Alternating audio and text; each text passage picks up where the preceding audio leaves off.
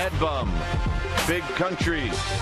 Call him what you want, but Madison Bumgarner has made himself into one of the best pitchers in the league. And tonight, the young lefty will be taking on one of the best teams in the league. The NL Central leading Pirates came out swinging in Game 1 of the series and put 10 runs on the board. Bumgarner, Pirates, next.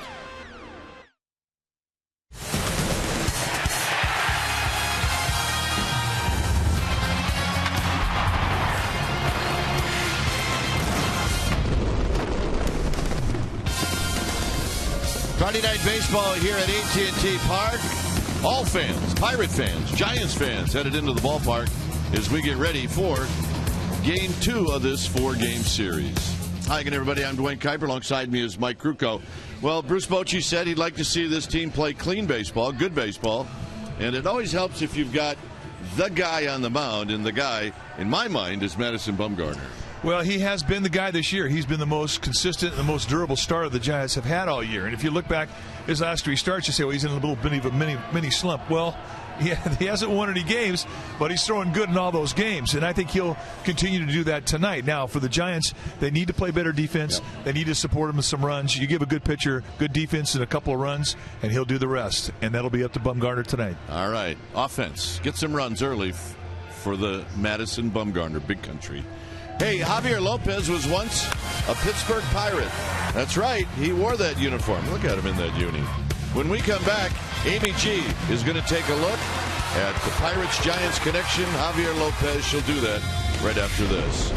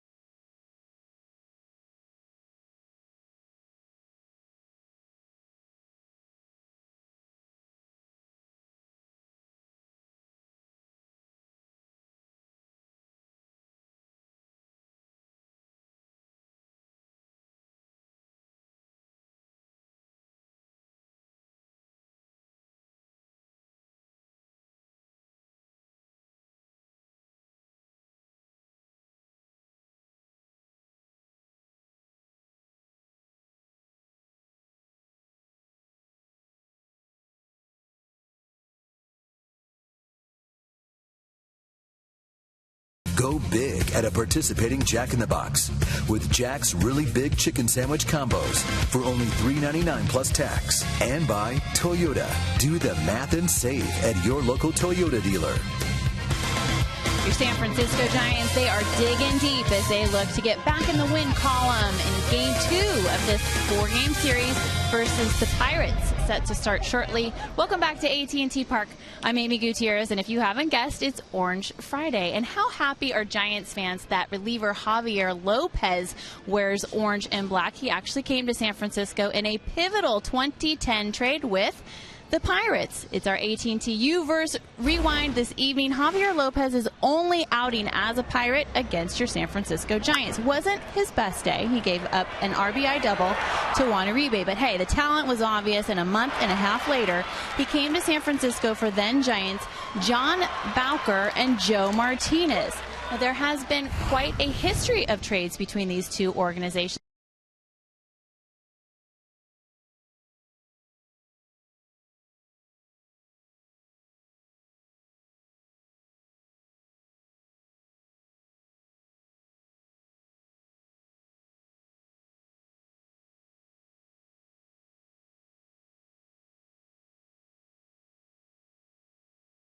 Studios for an update, so stay with us.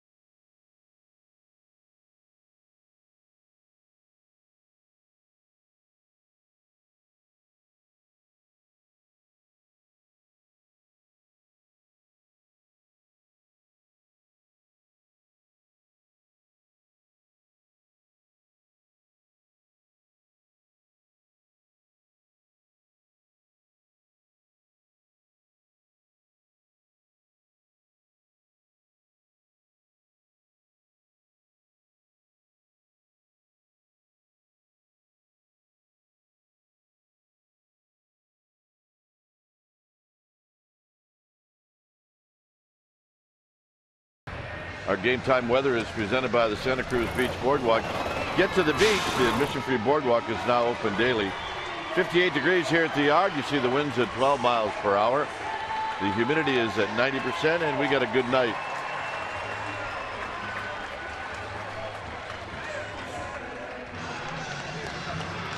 Madison Bumgarner taking the field, and the lineup that he'll be facing, it's the Pirates lineup brought to you by Coors Light. It'll be Tabata, Mercer, and then Andrew McCutchen. And McCutchen's red hot, followed by Martin, Sanchez, and Harrison. It'll be Walker in the 7th slot, Farmas, and then Charlie Morton. On the hill tonight for the Giants will be Madison Bumgarner. Take a look at the year that he's had, and it's a good one. 11-7 with a 2.82 ERA. Look at the hits allowed, 163 innings, just 116. 166 base runners in 163 innings. That is fantastic. And look at the 3-to-1 strikeout walk ratio. That is also fantastic. The way he will do it is a low 3/4 release, a fastball that goes low 90s, has a natural cut. He can enhance that cut. He'll throw a slider, a changeup, and a curveball. Lifetime against these Pirates, he's 1-1 with an 0.69 ERA. 13 innings he's pitched against him. He's given up 9 hits, struck out 17, he's walked 2. Pretty much typical Madison Bumgarner. Let's take a look at who's playing behind Madison Bumgarner tonight for the Giants in their outfield from left to right. It'll be Kieschnick, Blanco, and Pence. Crawford and Sandoval on the left side of the infield. Arias and Belt on the right side, with Marco Scudero getting a night off. And Buster Posey will be in the squad, putting down the signs as Madison Bumgarner tries to win number 12 on the year. Dressed out in the Orange Friday orange tops. Giants players like the orange tops.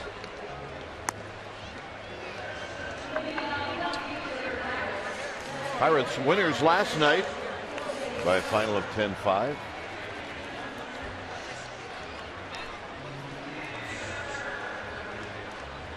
And the Pirates come in a game up on the St. Louis Cardinals.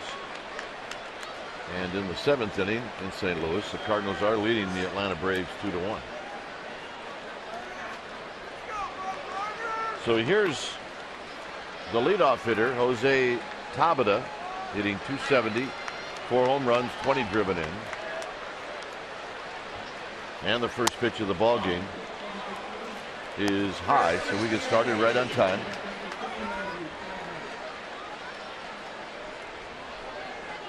Tabata lifetime against Bumgarner is 0 for 3.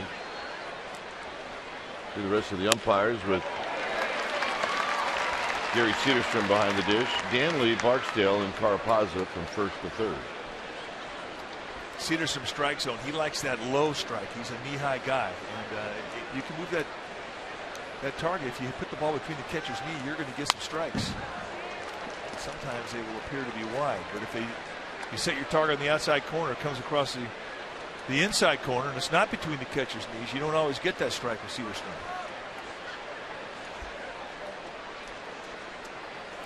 But for a catcher with good command, he is a pitcher's umpire. With a pitcher with good command, he's a pitcher's umpire. And that pitch is down low, 2-2. Tabata went 3 for 4 in the game last night. 13 hits for the Pirates last night. He swung the bat well in this series. He's been pretty solid. Used the whole field. And he bounces this one as it kicked off the mound. Rolls up Crawford's arm, but he hangs in there and he throws him out. Not exactly the ground ball you want to open up the game, but Crawford hung in there, and that'll bring up Jordy Mercer. So do you start anticipating that hop now? Yeah, and every one hit to you. Well, those are the ones that are important.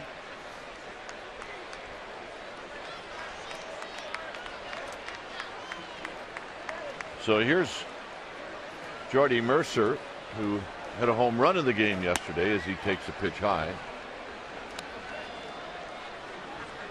Hit it off of Matt Cain.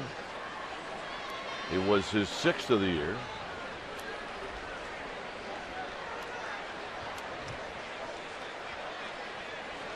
And the 1-0 pitch is hit on the ground, and Sandoval's got it to his left. And he'll throw him out. Nice throw.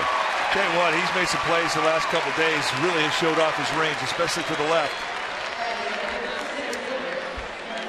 And this was a beaut. He's playing just about even with the bag.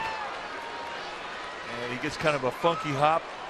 Doesn't have a whole lot of time to get to it. Once he gets his paws on it, an easy play. But to get to the ball, that was the play.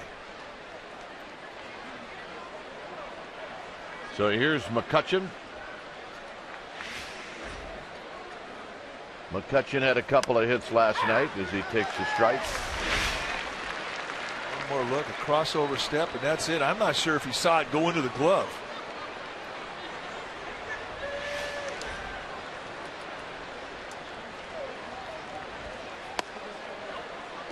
When you play defense on the left side of the infield with Madison Bumgarner pitching, and you have a lot of right-handers in that lineup, and that's usually the case, you're going to get action. Here's the 1-1 to McCutchen. And it's in tight. 2 balls and 1 strike.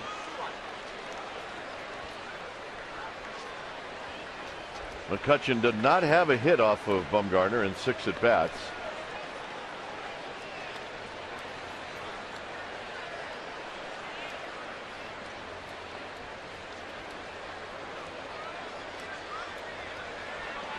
And the 2-1 delivery. And Sandoval's not going to get this one. McCutchen may have broken his bat, but he got enough of it, and he's aboard at first with 2 outs.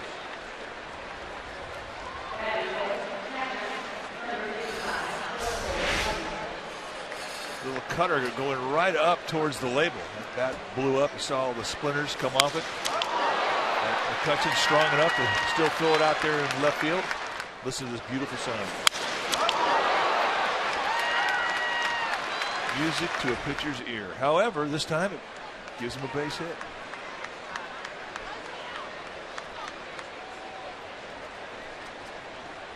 Russell Martin 2 for 2 lifetime against Bumgarner.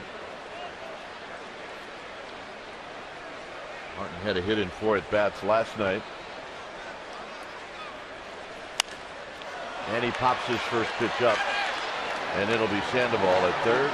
And that'll end the inning. No runs, a hit, 1 left. Giants are coming up. It'll be Blanco to lead things off.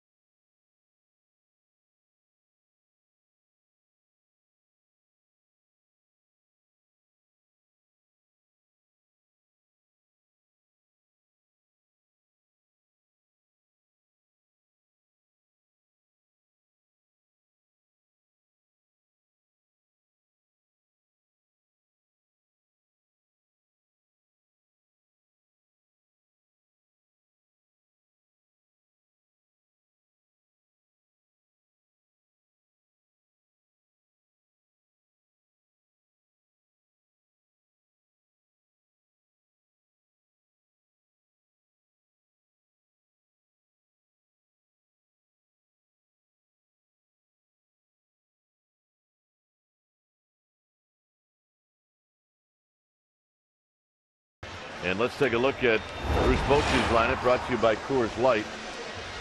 It'll be Blanco, Crawford, and then Belt. Posey will be the cleanup hitter. And Pence, in his last 21 game against the Pirates, he's been good. Sandoval will hit 6.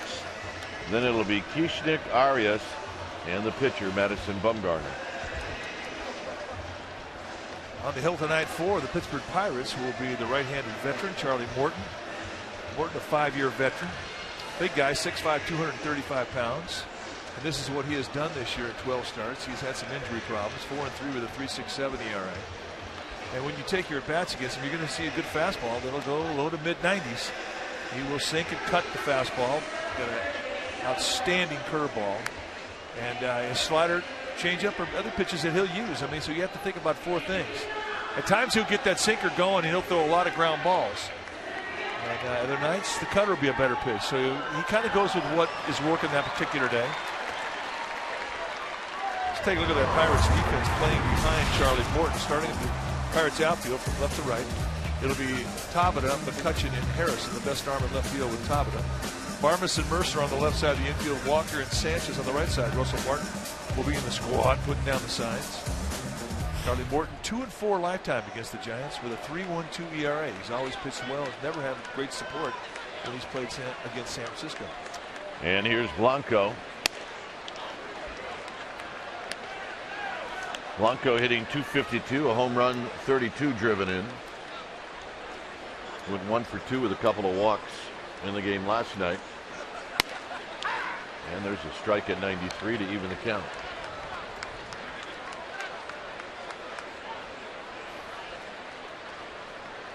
Crawford on deck, and then Brandon Belt. Look out. That's why if you're sitting in those seats, you got to be heads up.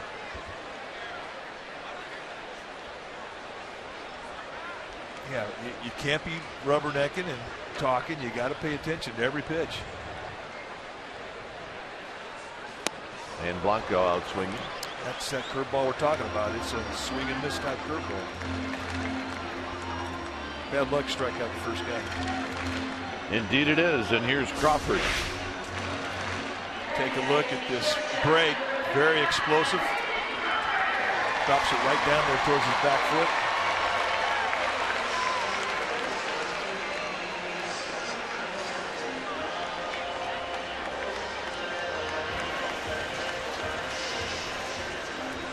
Crawford last night got into the game as a pinch hitter, and he doubled in a pair of runs. He pops the first pitch back and out of play.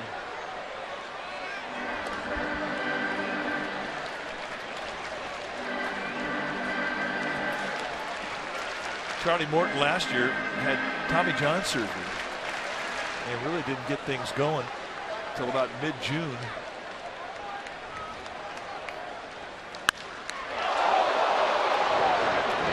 Knocks it down and throws him out. I don't know where that hit him. Hit him in the glove? Down the leg.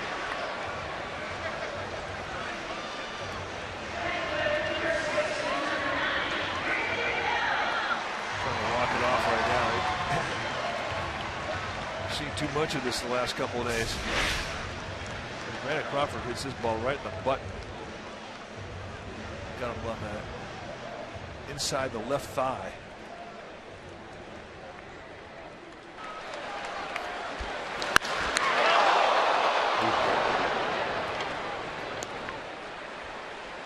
So Clint Hurdle back into the dugout.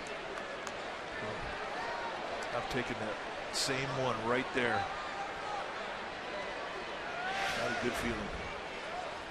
Belt takes in tight. And the thing about that shot that he just took, that is going to stiffen up as the night wears on.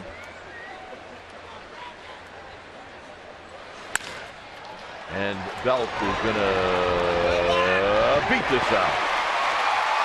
See, the thing about Brandon Belt, you can't get fooled by his height. He's 6'5", and you see 6'5" guys don't really run that great. Well, he can run, especially when he's trying to steal a base or sniff a hit. Get down that line pretty well.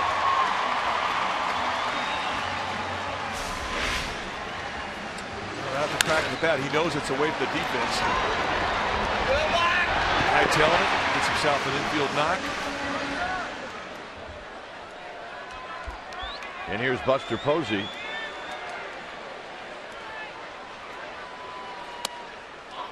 Buster Posey 2 for 5 lifetime against Morton with a double.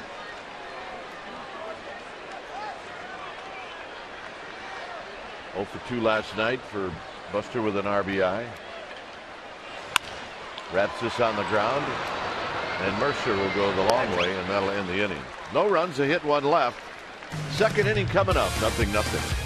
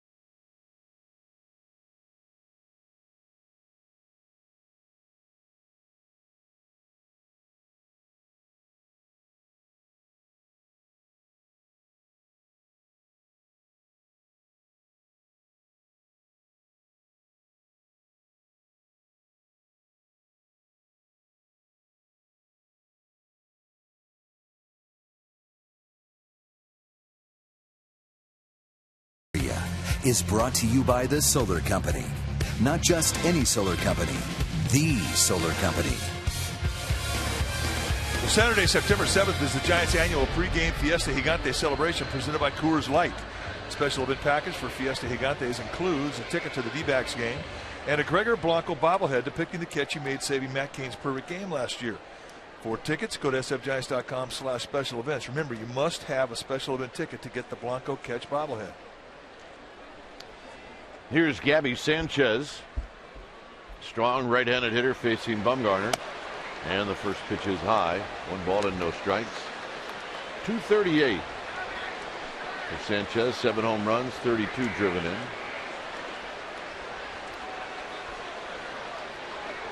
He's faced Bumgarner 6 times, and he's got a couple of hits off of him lifetime. He takes a strike. Let's take a look at the motion by Madison Bumgarner. It's our X-Mo, brought to you by your local Toyota dealer. Low 3/4 release, big body turn. You do not pick up his release point till very late, and that's from both sides of the plate, lefties and righties. So just some natural deception in his delivery. But the low 3/4 is really one of the easier slots on your shoulder. Very similar to the arm slot that Randy Johnson had, who pitched for a long time. Here's the 2-1, and it's lined down the left field line. It's going to hit foul right into the Giants bullpen and out. It's 2-2.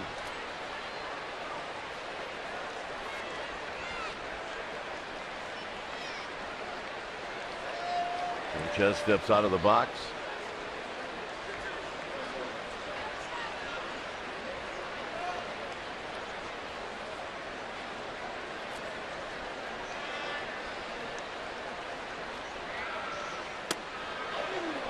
Nip that outside corner with a backdoor breaking ball. It's 3-2.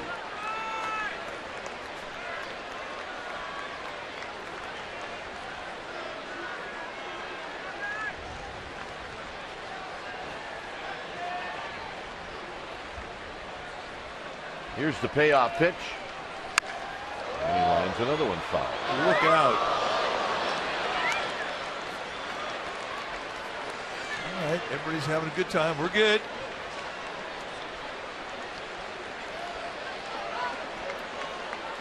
See bullets going into the stands like that.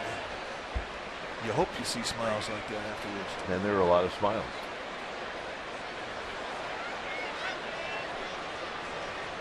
So here's another payoff, and Bumgarner lost them to a walk. All right, let's check in with Amy G. Amy. All right, Dwayne, we've got some roster moves. Matt Cain placed on the disabled list for the first time in his long career with the Giants. That arm with a contusion, it is stiff today. Bruce Bochy joked that he wasn't sure how Matt Cain would act while on the DL because he's never been on it before.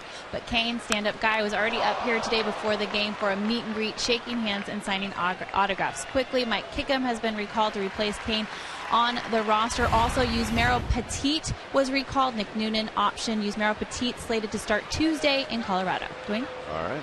A lot of things going on. As Harrison fouls this one off the mask of Buster Posey. Harrison at the plate with Sanchez aboard at first. Harrison's got a little pop. 241 hitter.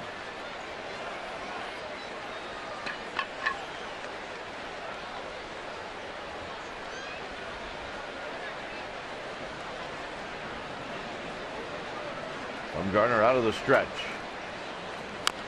Taps this one right behind Buster Posey. It's now 0-2.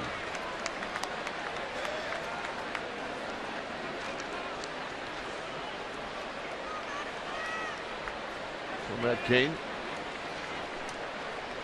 joins his fellow teammates as he sits on that back step. On the back bench in that dugout. It's 0-2. And this is going to be over by the dugout, and it's going to be Brandon Belt who makes the catch. He took it out of Buster Posey's glove. There's a lot of distraction for Posey coming from home plate to where that pop-up was. He had to go through the Pirates on deck circle with batting donuts and pine tar rags and rosin bags. And now you get over it. And I'm not sure Posey wouldn't have had it, but it sure was nice to have that big old first baseman glove over there helping you out. No, I don't think Buster would have had it. Yeah, from that angle, I agree with you. Just past the tip of his glove, and there was Belt. So nice play, Brandon Belt. So here's Walker hitting .259. Walker hit in the second spot in the lineup last night, and he went 1 for 4. Walker is a switch hitter. And he fouls this one out of play. One more look on our Toyota Exmo and watch it just extend out beyond the webbing of Buster's glove, and it drops right into the mitt of Brandon Belt. The buddy system. It's always been a good system. So did that touch Posey's glove? It did. So he gets an assist. Absolutely.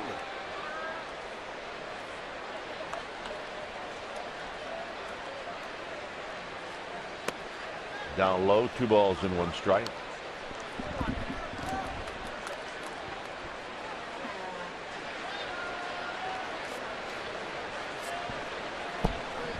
Gibby Sanchez has got 1 steal.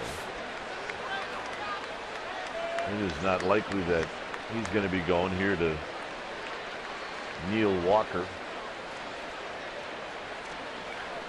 On the ground, foul right behind Nick Leyva.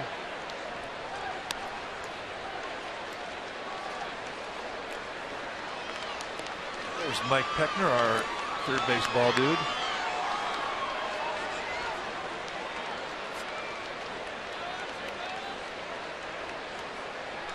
There's Jessica Peckner. Might be one of the best looking ball babes we've ever had. Mike's daughter. Hit on the ground, it could be a pair. Crawford goes to Arias. Arias to Belt. And Bumgarner gets the double play. Penn Sandoval and Kieschnick coming up.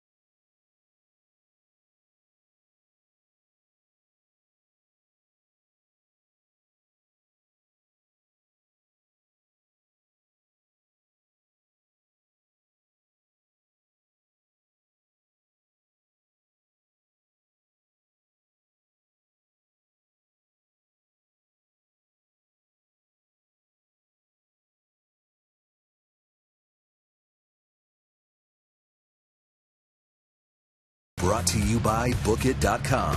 Get special MGM Las Vegas offers at Bookit.com. Giants fans, are you on Facebook?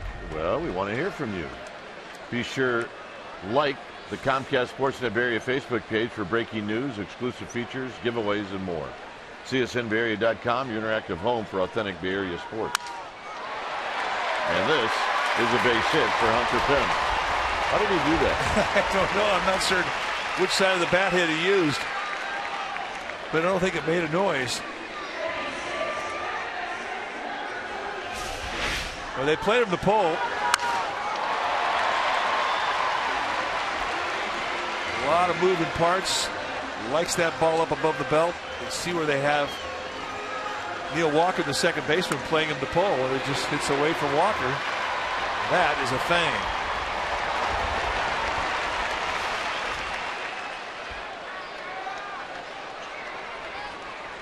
So here's Pablo Sandoval. Pablo Sandoval, the incredible shrinking third baseman. 4 for 19 lifetime against Charlie Morton. Sandoval, a hit in 3 at-bats last night. Pence goes, and he got him. I don't know about that one.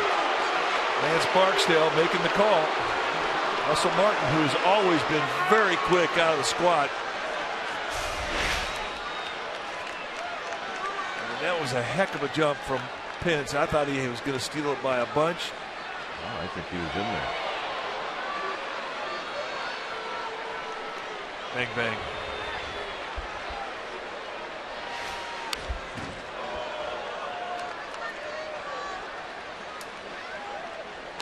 So it's a ball and a strike to Pablo Sandoval.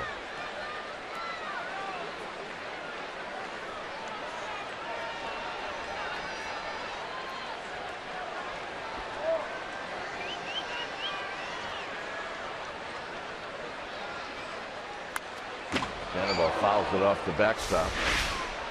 Now let's take one more look from a different angle.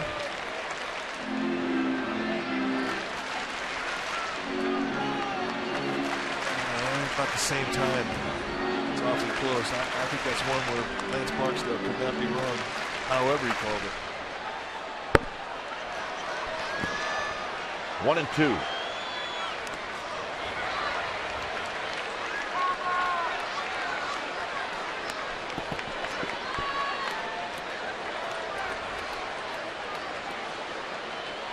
Kieschnick to follow. And the people watching their hero. And Sandoval's going to reach.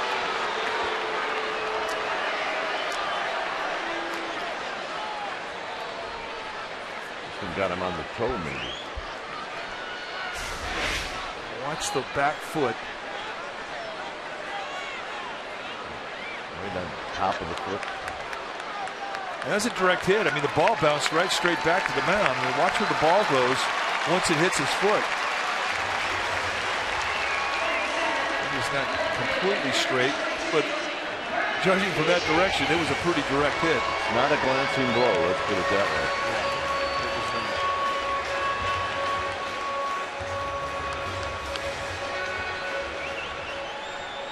So here's Kieschnick.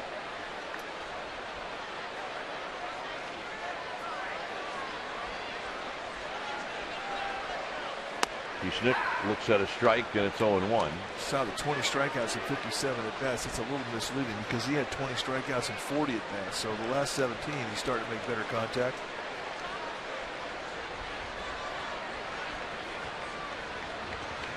Oh, and 1 to Kieschnick.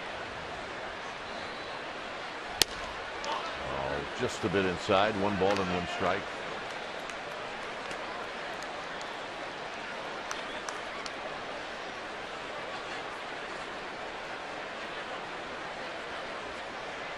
Sandoval with not much of a lead at all. And Morton trying to pound the inside corner to Kieschnick. It's 2 balls and a strike.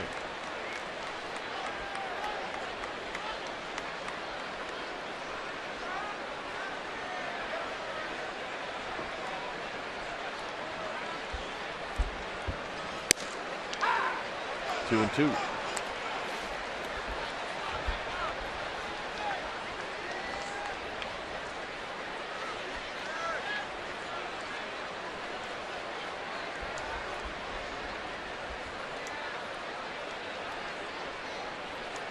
Morton pauses and throws, and Kieschnick takes low. It's 3-2.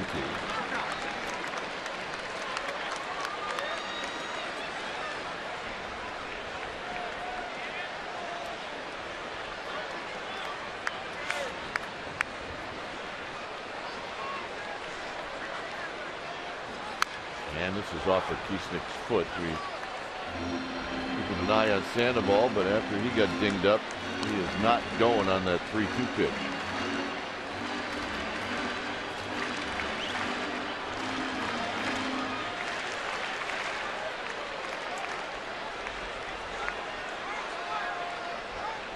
So Morton again sets right at the letters, and Kieschnick bounces this one, and they get the force play at second.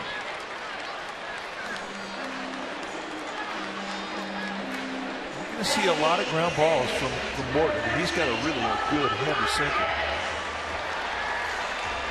Nice that he'll lock on that sinker and he'll blow right through the game. I mean, him at 8th inning is still throwing 65 pitches. That is the life of a sinker bowler.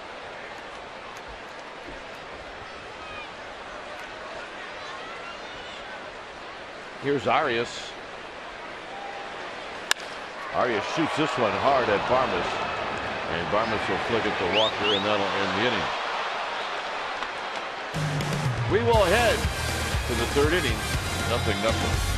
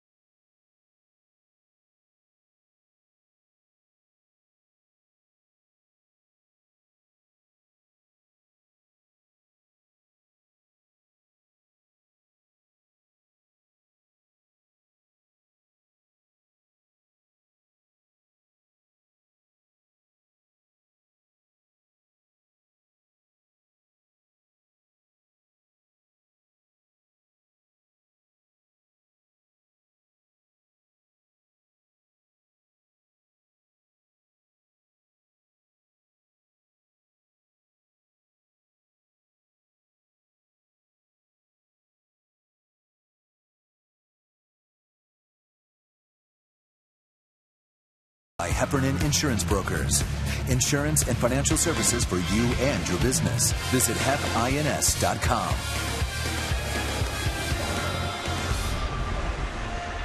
Former Giant Benito Santiago is here tonight. He had some very nice years with the Giants. Yeah, there's the year the Giants went to the World Series. Nobody cooler than Benny.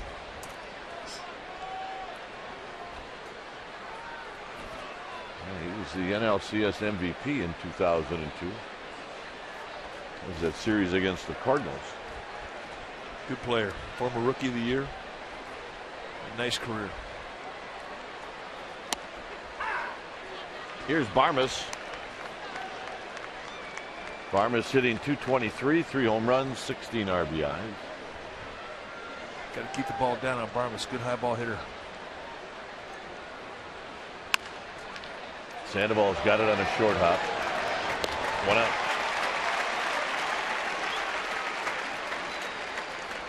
Will Clark has been in town this homestand. Enjoys sitting right in the middle of all of the people. Kirk Reeder is here. There's Woody. Does not have a jacket. I don't think he owns a jacket. Does not own a jacket.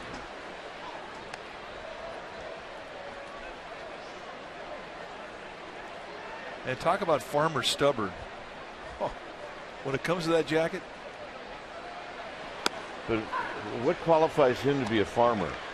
The fact that he's got like 12 acres with nothing on it but two houses? To me, if you got 2 acres, you're a farmer. You, it's a different story. 1 ball and 1 strike to Charlie Morton. Morton hits one down the right field line. Pence. And Hunter Pence gets it away. It's all perspective. How many acres was your dad's farm? A couple hundred. 250 maybe. Not exactly sure. But see, to me, that's like the state of Rhode Island. 250 acres.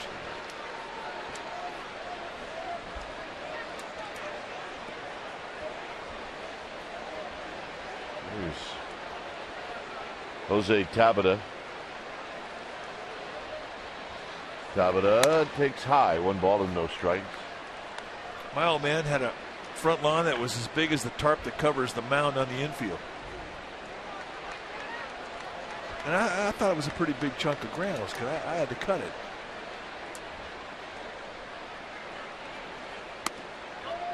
Two and 0. Well, Woody does live out in the country. But farm country. I mean, you actually have to plant something to be a farmer. But he sways back and forth and he jingles a change in his pocket when he talks to you. To me, that also is indicative you're a farmer.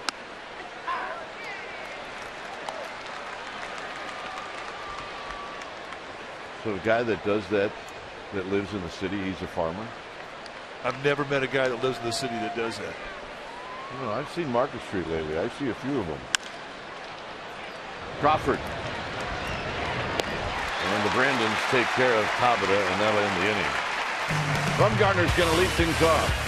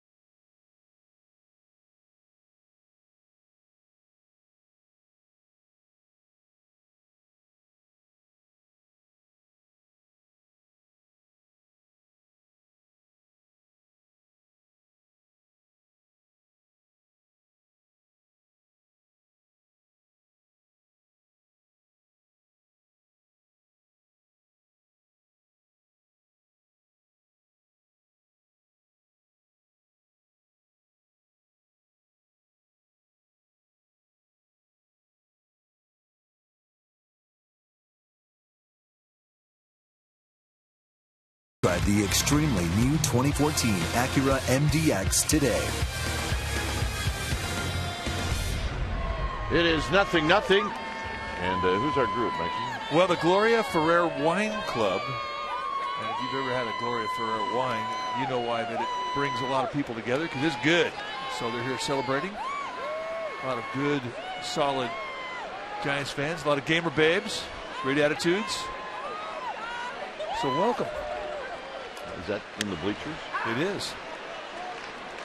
I think the bleachers were made for sipping wine, watching baseball.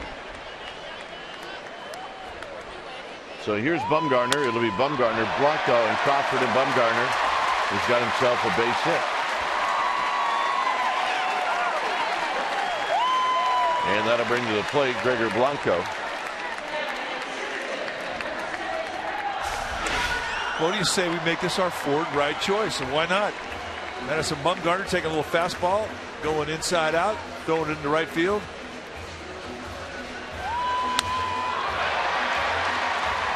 For a second there, I thought that Harrison, the right fielder, might have a play.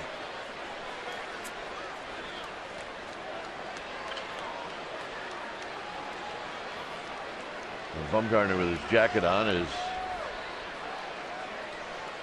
Blanco stands in. Blanco struck out to open up the bottom of the first. And here he wraps this one on the ground foul, and it's 0-1. Good sinker. It's great Friday nights here. They have the beer can regatta, and they always end up at McCovey Cove, and all the boats are starting to make their way into McCovey Cove. It's a great tradition in the summer months.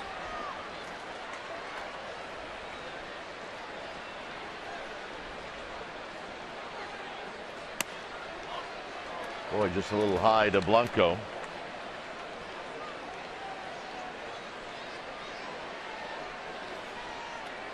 Crawford on deck. No score. Bottom of the third.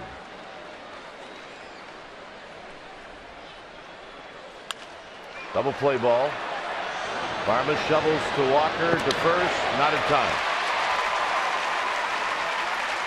Diamondbacks are in town for a 4-game series starting on September 5th. Thursday and Friday are both 7:15 starts. And then Saturday is the annual pregame Fiesta Gigante celebration. And Sunday's finale is at 1:05. Visit sfgiants.com.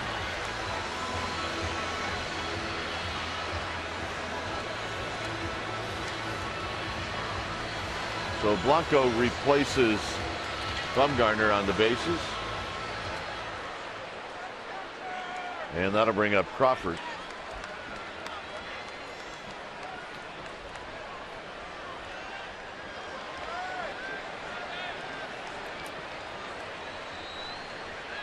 Blanco with 11 steals on the season. He's been caught 5 times.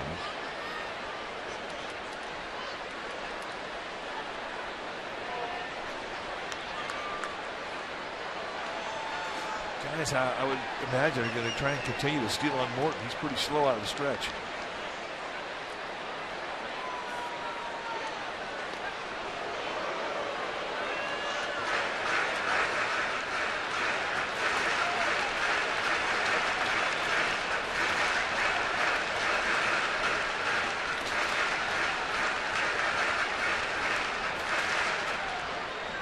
So Blanco asking for time, which slows everything down just a bit.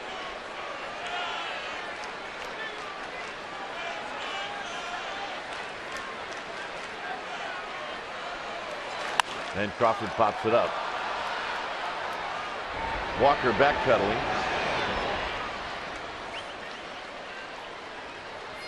And the hitter will be Brandon Belt.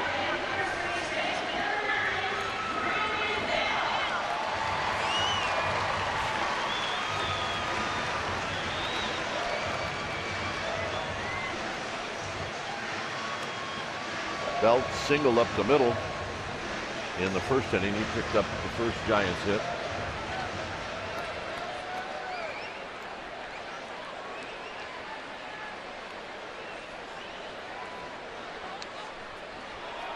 Buster Posey to follow.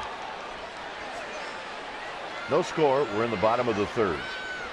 Now Blanco goes, and it's a pitch out, and Blanco is going to be caught. Bruce Bochy's coming out.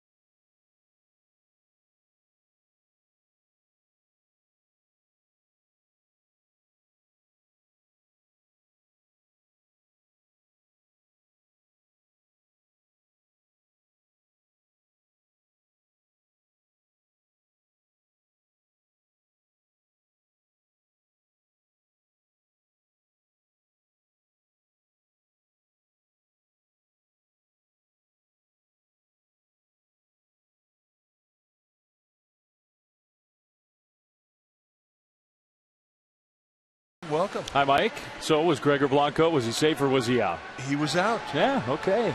We thought he was safe. We looked at it again. Turns out he was out. Russell Martin's having a pretty good night behind home plate.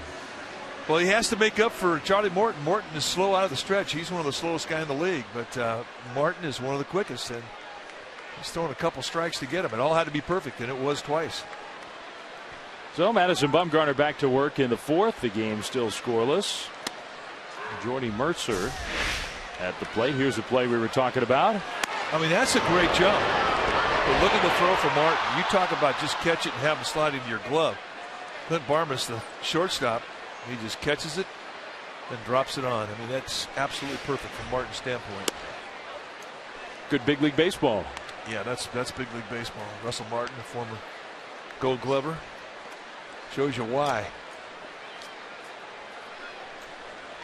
It's sort of easy to forget now because it's been several years. Russell Martin was with the Yankees for a couple of years and played well with the Yankees.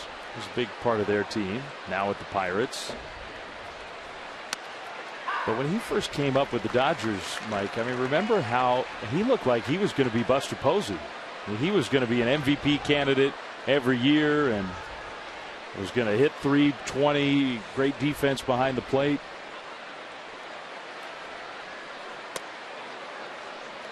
Well, I agree, and what impressed me about his game early on was just how solid he was and how balanced he was behind the plate. Really gave a low target, a lot of bounce and spring in his legs. He's still throwing great. I mean, when we first saw him, it was such an upgrade from what they had. We really forecasted really great things for him, and he's had a nice career. That ball pulled into left field. It's going to get down base hit. Kieschnick plays it after a second bounce. That's a good job by Kieschnick to hold Mercer to a single.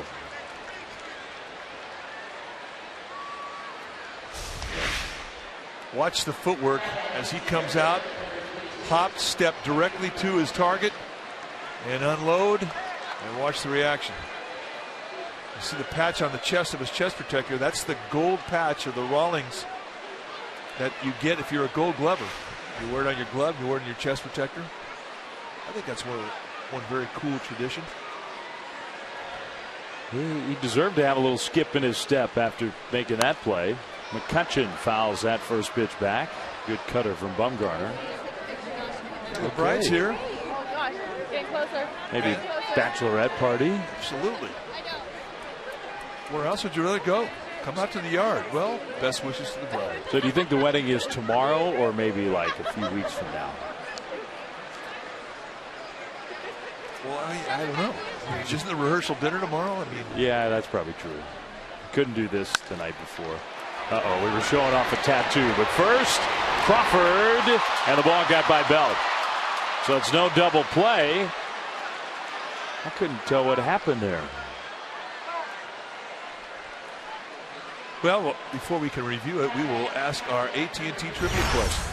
If you think you know the answer, tweet your answer to CSN Giants. Question tonight: name the 4 Pirates who won Gold Gloves and Silver Sluggers in the same seasons. We're testing your Pirates knowledge. Okay. This series. Well, I thought that was going to be pretty significant because McCutcheon's only hit into 2 double plays all year. He does put a lot of pressure on the defense with his speed. Here is Russell Martin, the guy we've been talking about. First pitch swinging and a pop-up.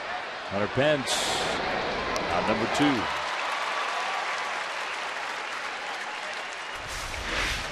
Take a look at this ball coming off the bat. I'm thinking that's a double play, no doubt about it. Take a look at the slow motion as to what happened to Brandon Belt at first base as to why this ball was not caught. And he just missed it. Wow. That I've never seen. I guess that's a pretty good sinker from Brandon Crawford.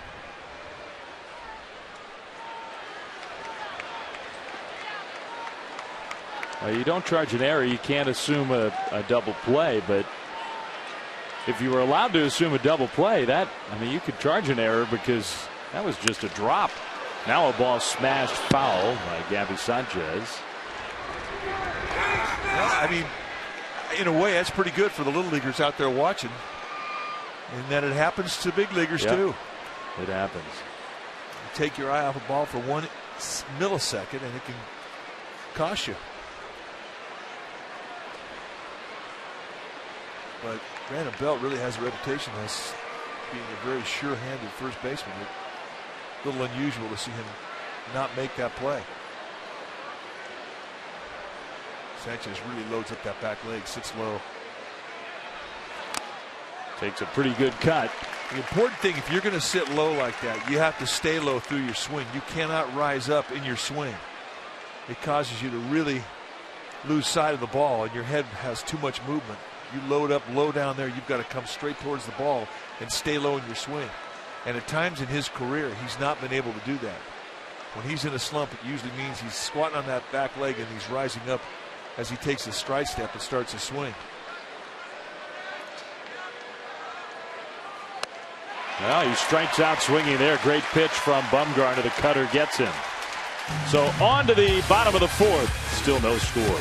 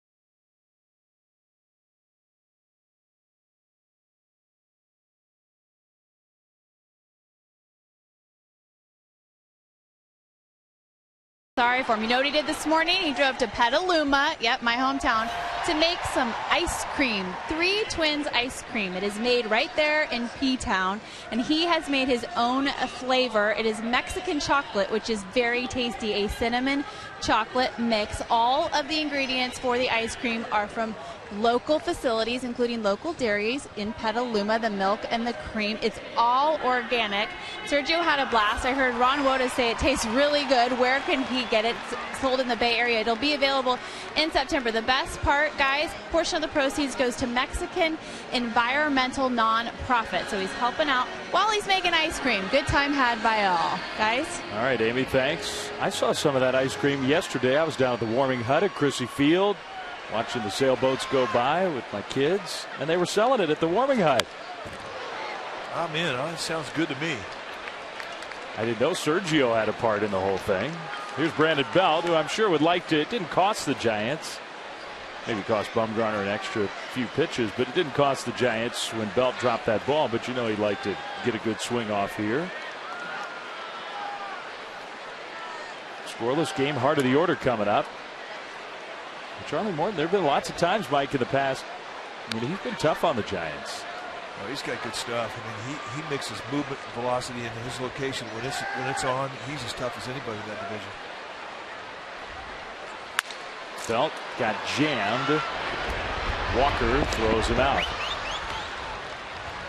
All right, time now to ask and answer our AT trivia question. The question tonight: name the 4 Pirates who won Gold Gloves and Silver Sluggers in the same seasons. Bruce up.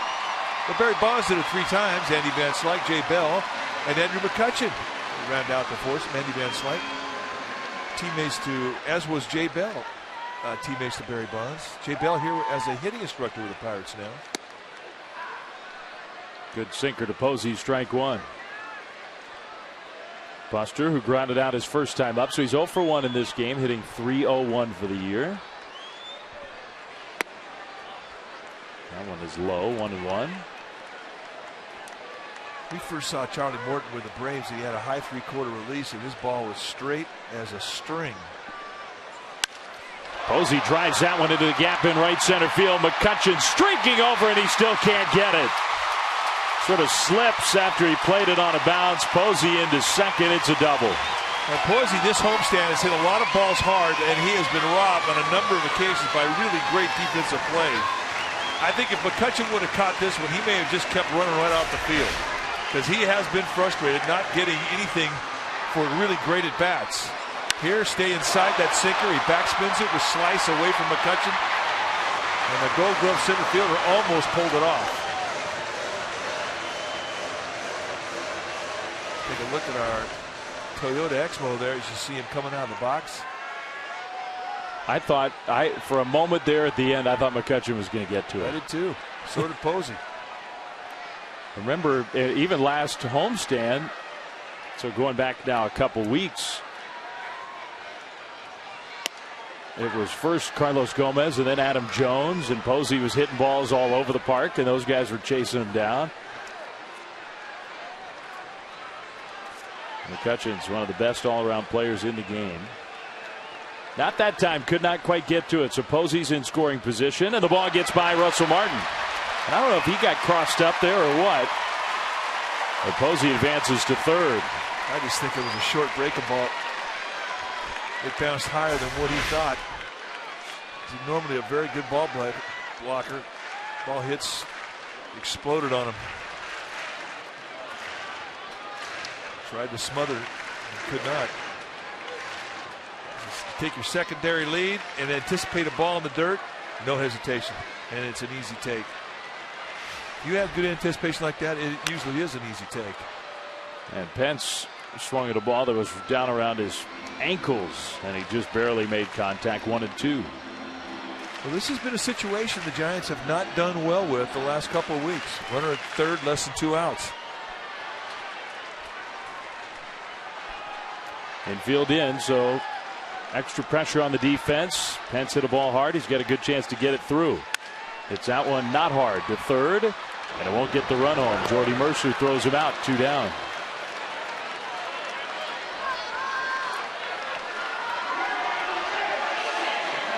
And 2 outs for Pablo Sandoval.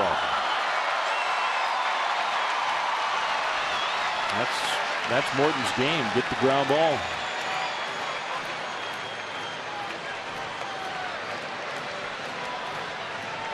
Pablo got hit in the foot, and it was not comfortable for him. It was painful. I know you guys talked about it on this side of the first few innings, but how much different is it to watch Pablo play defense these days? Night and day difference. The 2 plays he made last night in the 9th inning, and the first play he made tonight in the first, remarkable quickness to his left. He made a backhander in the 9th inning last night to his right. That was brilliant glove work. Yeah. Now he's just got to get the bat going again. Still trying to do that. Now he really has had a good swing. This last road trip, he got it going. And, you know, with him, it looks like his right side always comes last into the party once he gets hot. And it happened. A really nice series. He got his bat speed back. Ball's coming off the bat again. Both sides. Well, he is the incredible shrinking third baseman. So when he hit him, the back foot, a little breaking ball dropped on the top of his back foot his last at bat. Oh, right up the third base line. That'll stay with you for a while. That one hurt. 3-0. Pablo's got himself ahead in the count. That's ball 4. Sandoval takes a walk. And I think also you talking about how the swing has come back to life. He's had good approaches at the plate. He's been taking more pitches, getting ahead of the count, taking a few walks. It usually runs hand in hand. I think the one thing missing now, Pablo can be a little more consistent, but the power just has not come back yet for Pablo. Still 9 home runs. He's hit, what, 1 home run since May?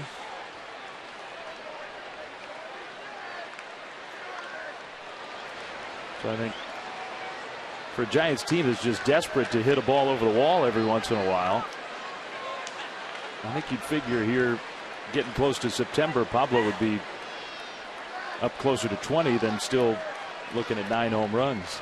It was about 2 months there where that ball was not coming off his bat at all. Yeah. Roger Keeshnick, who still has not hit a home run, pops up the first pitch, and Jordy Mercer just never had a read on it. Posey comes in to score. Keeshnick now is away from first. He'll scramble to get back, and the Giants get a bit of a gift. They lead 1-0.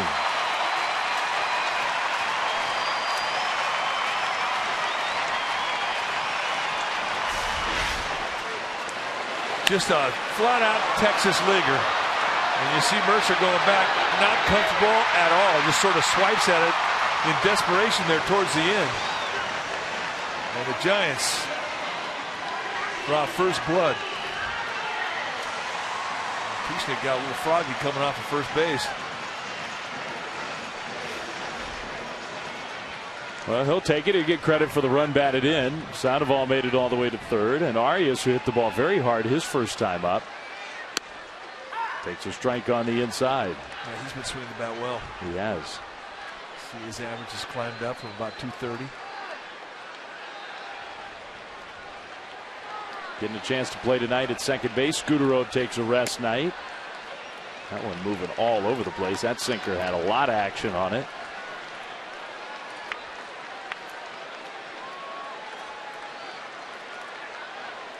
Two on, two out, a run in. Giants have the lead. That one is hit right off the hands to first, and that's out number 3. But the Giants get a run. Posey scores after a double. It is 1-0 after 4.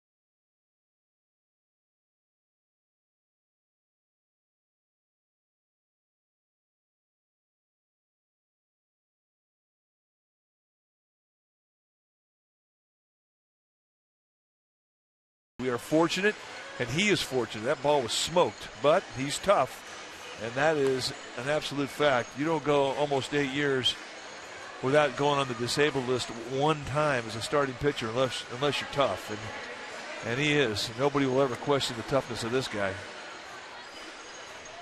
Most starts with no DL stints. The active pitchers, Mark Burley with 422, a remarkable run, and Bronson Arroyo.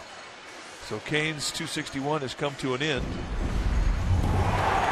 this is how it happened last night. Gabby Sanchez hits a bullet right back up the middle, gets him on the throwing arm, the forearm, and the meaty part. And that was the last pitch he threw that night.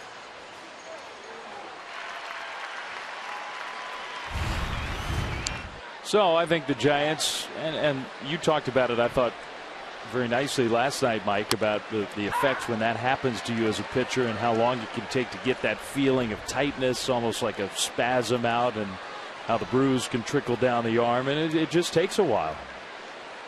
Well, I think the Giants really opted wisely, given the set of circumstances this season. Knowing Matt Cain, he would go out there and try. But, you know, in doing so, you really subject yourself to another type of injury, because you're going to start throwing around the pain, because you're going to have some pain. Not like he's never gone out there without some kind of pain before. He certainly has, as just about everybody who's ever played this game will tell you. And that's part of the job, playing every day. But for Matt Cain, put him on the shelf for 15 days, make sure that he's healed up. And you know what? He might not make another start, and it wouldn't be the end of the world. Josh Harrison, speaking of pain, that one hurt. He hit that one down off his foot or his ankle.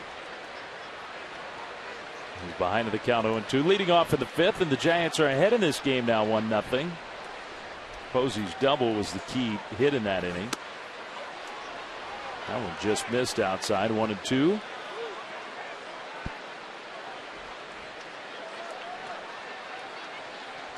Bumgarner just plugging along here tonight.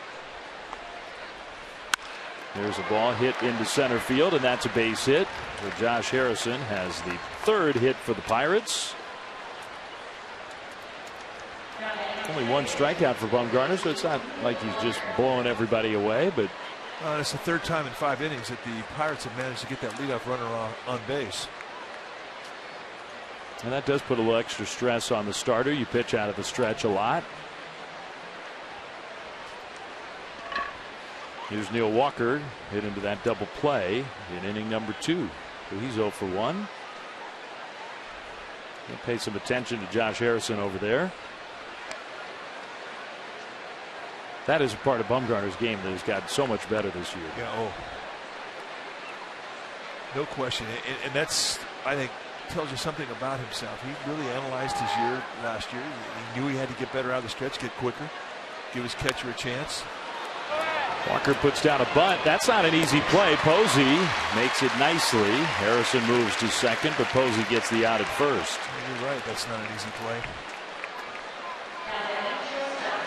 You're playing baseball, the ball's running away from you, and you got to get out of your squat, get up to barehander, get in position, get an angle, and throw a strike, and he all does it perfectly.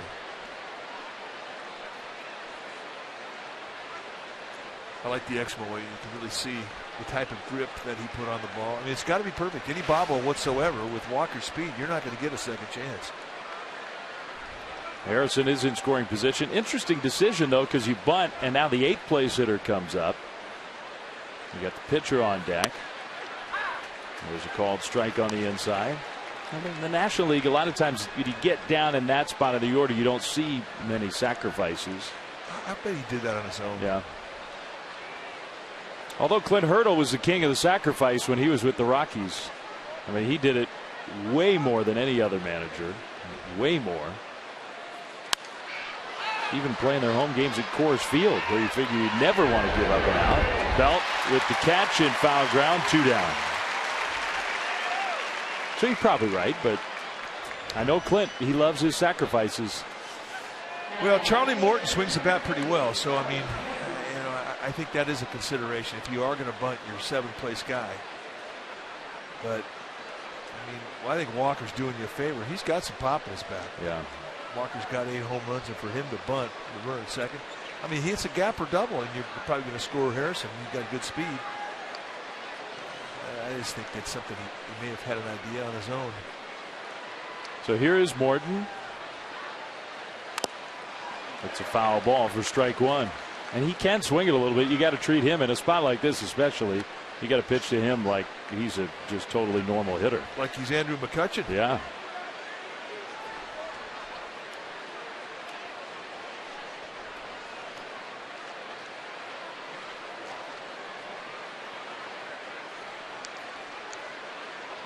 Morton, who just made his first start a couple months ago, missed the first nearly half of the year with that arm surgery he had last summer. Yeah, he really came back fast from his Tommy John. It was basically 1 year to the day from his surgery. He was making an actual big league start, not a rehab start. That's remarkable. I think of it more as a 15 to 18-month type of injury. He's had some bumps in the road, but he sort of hit the ground running. I mean, he's not only did he come back, he came back and he's been pitching well. He pops that one way up there. Shallow center field. Crawford for out number 3. And Bumgarner gets around the leadoff hit. Bumgarner's going to hit when we come back. 1-0 Giants.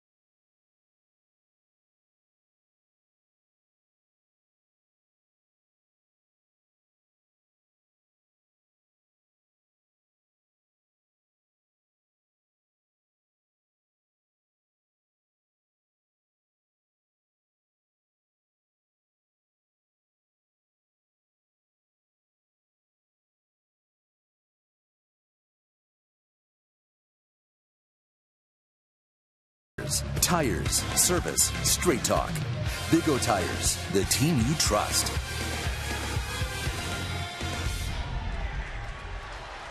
One nothing the Giants. In the bottom of the 5th inning, Charlie Morton is pitching tonight for the Pirates, and the resemblance to Roy Halladay, Mike, pretty remarkable. Well, Halladay's hands start a little higher at the beginning, but watch as they go into their motion. Once they separate their hands from their glove, how they fall into synchronization right there. And that is absolutely identical. And Morton toyed with it, really felt comfortable with it, got into a very consistent arm slot because of it, and it's paid off for him. And if you look at the stuff he throws, it's very similar to that of what Doc Halladay throws. 1 ball, 1 strike to count to Madison Bumgarner, the pitcher leading off for the Giants. He's got a hit in this game against Morton. Well, I think the main point you make is absolutely right. He reinvented himself and he got way better. So whether he was trying to imitate Halladay or what he was doing, Morton's a much different pitcher, a much better pitcher.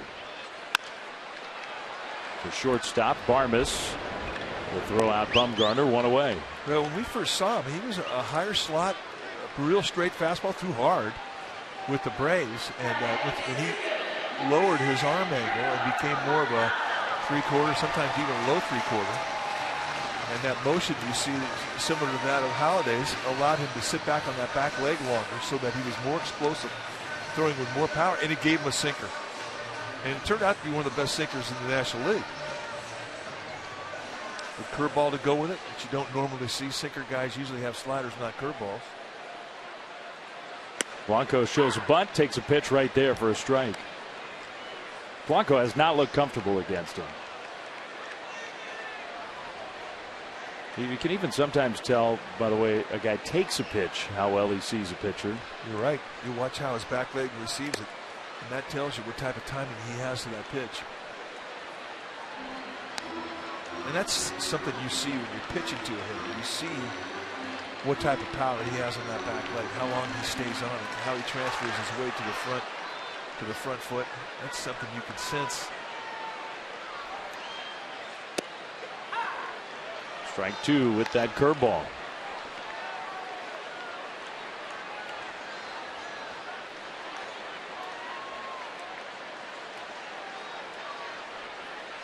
He goes back with it, and Blanco takes down and in.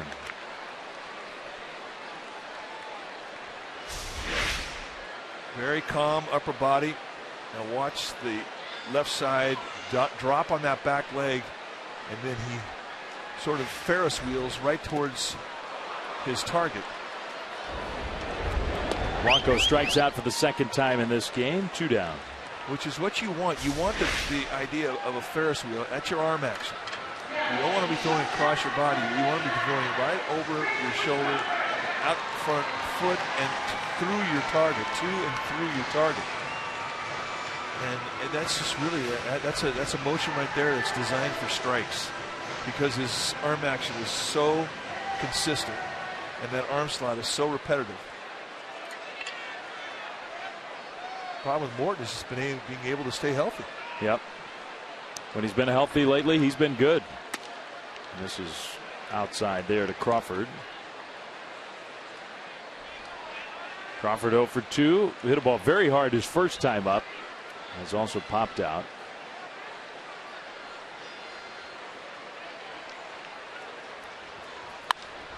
Pops that one up again. Well, these have not been routine plays tonight. Harrison speeding in. It's McCutchen, the captain of the defense, who takes over and says, I'll get this one. Through 5, 1-0 Giants.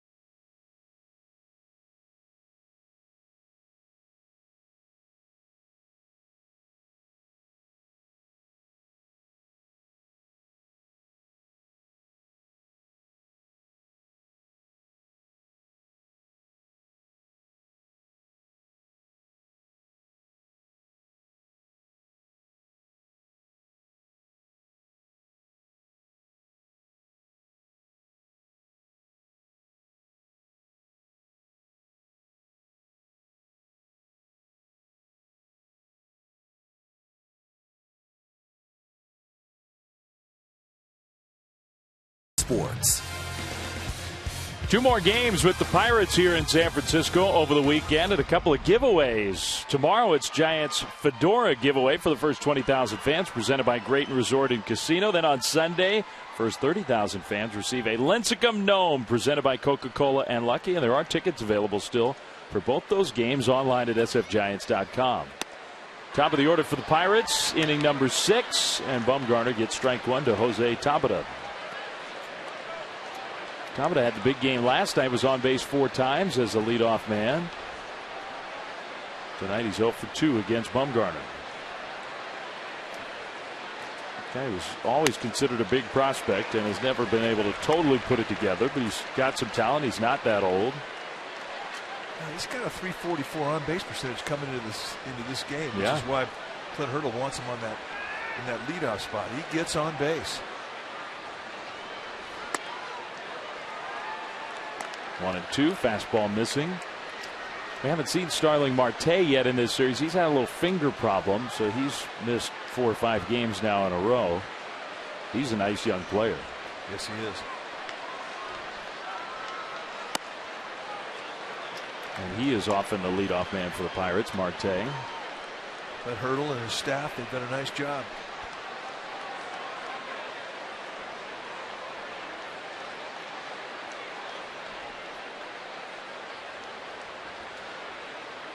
Tabata strikes out swinging. One down. Second strikeout for Bumgarner.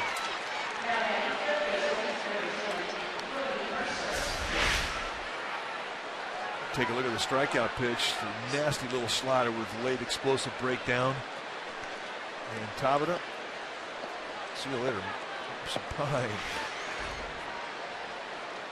Tabata's not that easy to strike out either. So nice pitching from Bumgarner. Here's Jordy Mercer, who's 1 for 2 with the single.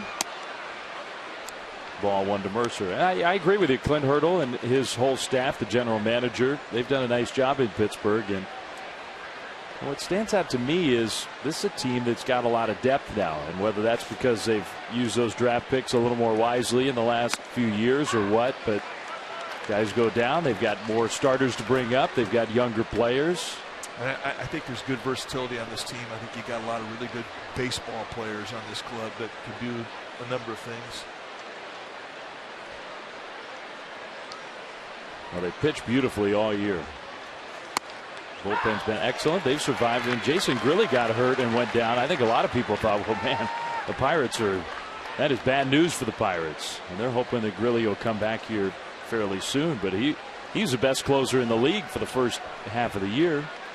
And they've been okay without him. Well, Mark Melanson has picked up the slack as closer. Yeah, his numbers are just tremendous. Mercer hit one well to center field. Blanco speeding back to make the catch. 2 down. Well, the NBC Bay Area investigative unit led by Tony Kovaleski. You say, who are they? Well, they're an award-winning team of 14 journalists dedicated to holding the powerful accountable. The investigative unit on NBC Bay Area. We investigate. Here is Andrew McCutchen against Bumgarner in a 1-run game. You got to pitch this guy very carefully. McCutchen, for all his other skills, you see the 17 home runs. He's developed a lot of power. Hits that one very hard back up the middle. A 2-out base hit. And almost got a piece of Madison Bumgarner. The mound has not been a safe place these last couple of nights. Well, you think about it, the way hitting is taught these days. It's taught gap to gap. It's taught to use the middle of the field, especially when a pitcher has the ability to throw 2 or 3 different speeds at you. Let the ball get deep, take it back up the middle. And this is textbook perfect as to what is taught. And that did not miss Bumgarner by very much. I'm surprised more guys don't get hit with the way baseball's philosophy has changed. You don't see that nobody's teaching pull hitting anymore. Also, Martin takes ball 1. The cutter from Bumgarner missing. Martin's 0 for 2. Has popped out twice.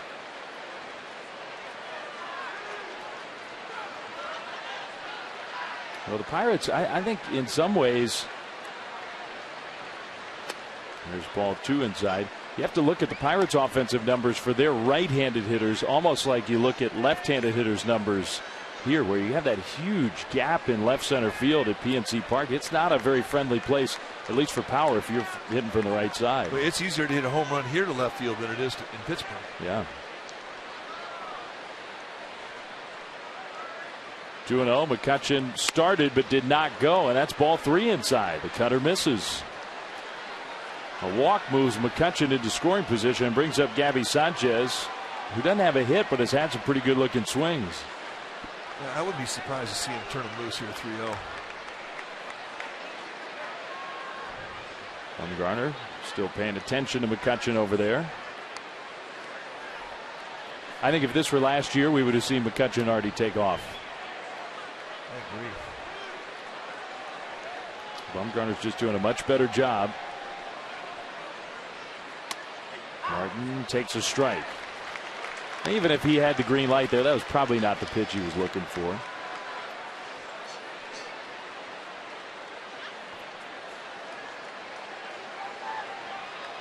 They pitch the gap in left center. Give him the line in left field. Straight away and right.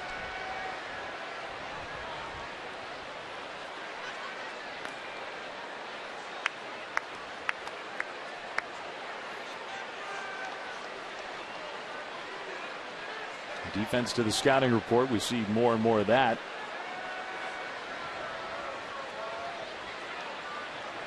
"3-1. That's strike two. Good pitch. Cutter froze Russell Martin. He gave up on that pitch early.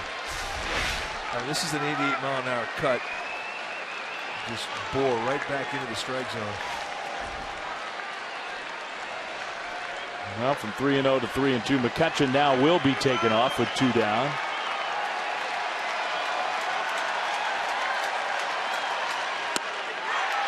Strike 3 called. Well, Russell Martin was frozen there. Nice job by Bumgarner. The big hitters coming up for the Giants, who lead 1-0.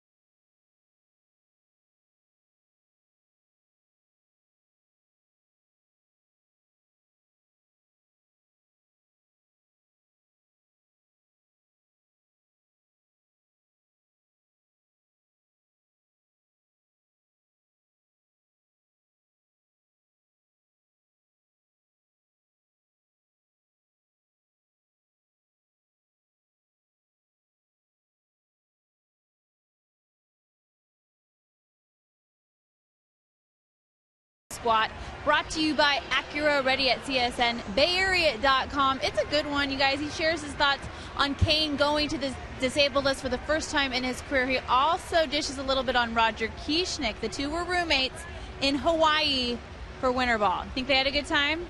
Watch the interview, CSN, BayArea.com. Guys? Thank you, Amy. Hawaii, not a bad spot. If you play winter ball, go over to the islands. It has been pretty cool. Roger Kieschnick came up, and he and Crawford and Posey all part of that same draft class back in 2008. Obviously, it took Kieschnick a lot longer to get here, but some familiar faces when he got to the big leagues. Eric Surkamp in that party. Yeah. Not everybody can just be drafted and in the blink of an eye later be an MVP. Usually it takes a little longer. Yeah, he's done some remarkable things in his young career. Brandon Belt, Buster Posey, Hunter Pence. These are the big boys against Charlie Morton. Pence, or Belt rather, hits one right along the line. Sanchez for round number 1. Mr. Posey, Rookie of the Year, 2 World Series, Comeback Player of the Year, MVP. He's getting a few things in that trophy case. I would say. And the impact of one guy, how he can change a franchise. There's that MVP plaque. I'll never forget that we were in Philadelphia the night the Giants clinched and went into the World Series to face the Rangers. And it was 4 o'clock celebration. We come back in, my wife and I were on the elevator going back to our room, and Posey was on the elevator. We're riding up together. I looked at him and I said, I hope you don't think this happens every year. And he looked at me and he said, well, why not? I didn't have an answer back for that.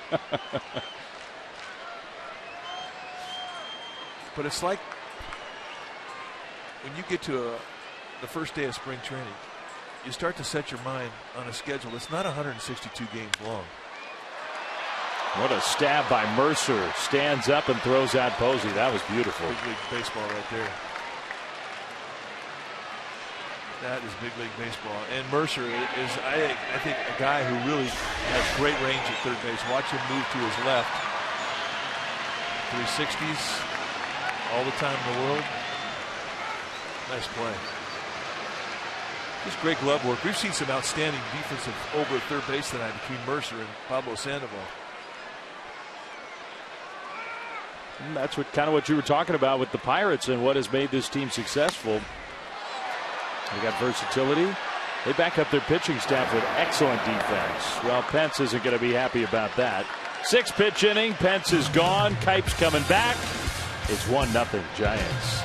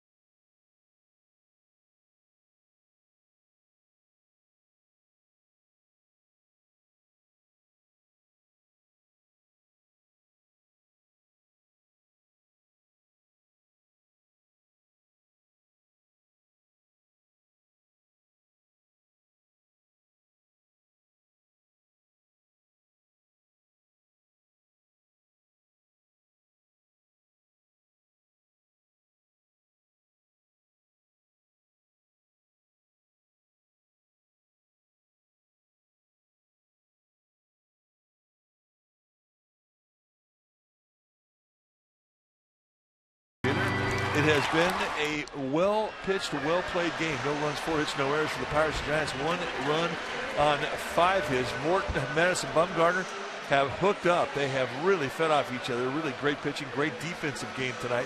Posey a double. He scored the only Giants run on a 2-out knock by Roger Kiesnick. And that is our Toyota game summary. 1-0 Giants, top of the 7th. Once again, here's Dwayne Kuiper. All right, Mike, and Bumgarner holding his own as he will face Gabby Sanchez.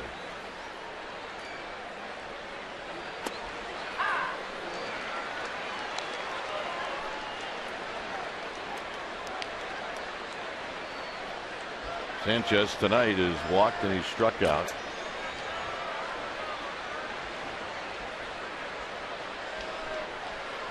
And that pitch is low. 1 ball and no strikes.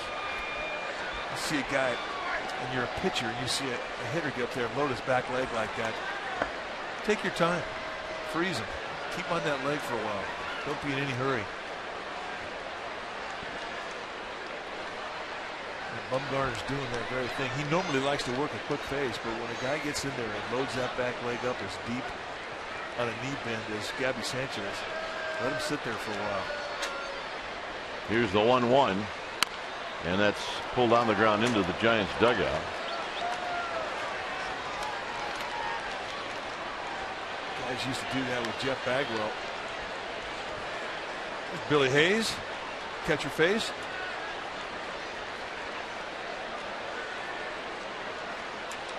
That's an old baseball player right there, folks. Been around a long time. Still can catch anybody. Blindfolded. With no glove. It's true. That's down low, 2-2. Now some guys just want catcher face. Jose Mijares. In my experience, you pull a catcher's mask, put it on in the month of August after it's been used all summer long. They don't smell that good. Yeah, that one's still got the price tag on it. hit into right center field. That's going to fall. Blanco's going to try to cut it off, of which he does. And it'll be another leadoff single here for the Pirates. 4 times now the Pirates have gotten that leadoff hitter on base. Let's see where this thing goes in the dugout. Look out, fellas. So I see why Mijar's put the mask on.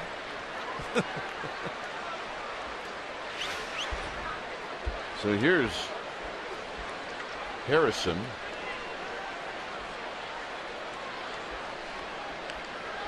Giants are expecting a bunt here.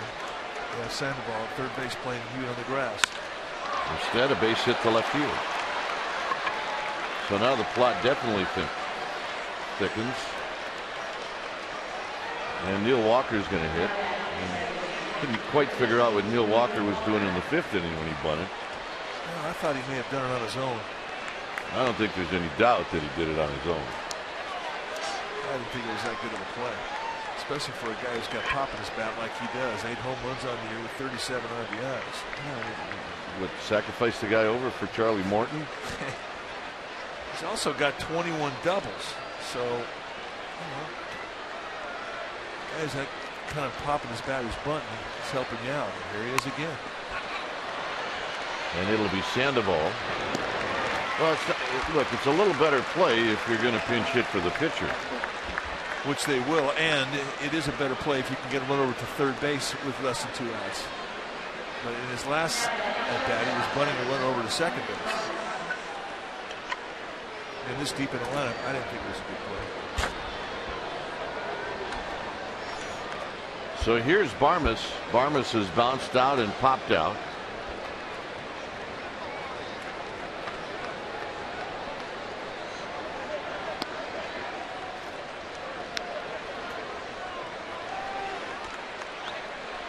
Giants will play the middle infield back. The corners are in. And there's a pitch in tight. And it's 1 ball and no strike. Close. Bumgarner's definitely pitching for the strikeout here.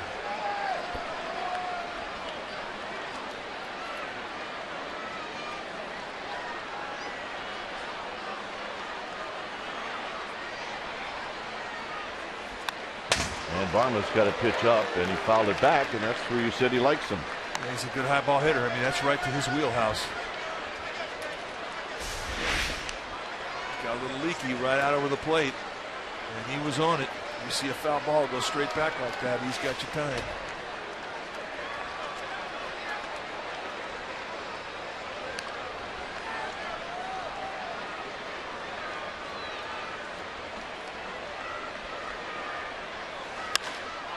Digs it out and it goes deep to left, and this one is gone. Barmes hits his 4th of the year, and just like that the Pirates lead 3-1.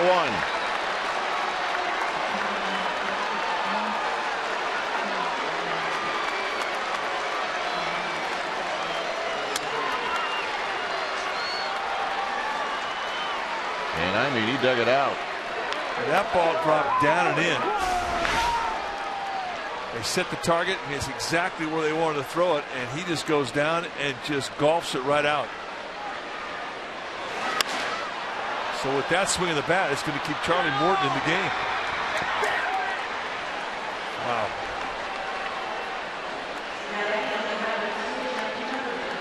Home run. Good Carapazza.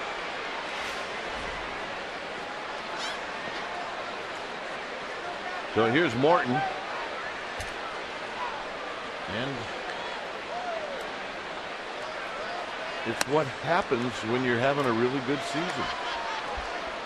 You get guys that are hitting 223, knock a 3-run home run out of the park. 4th one of the year.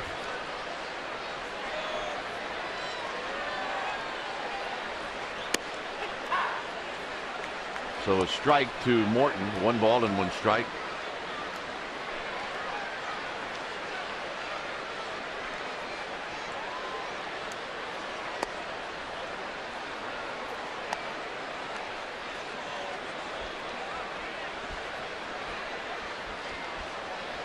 Seven hits now for the Pirates. It's 2-2.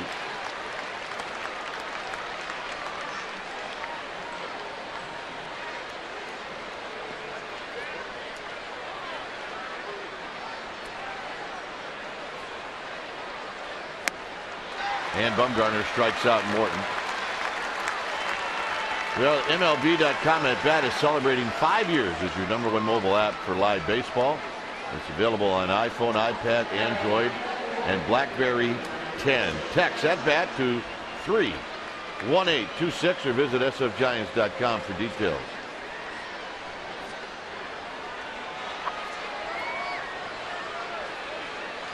Here's Tabata.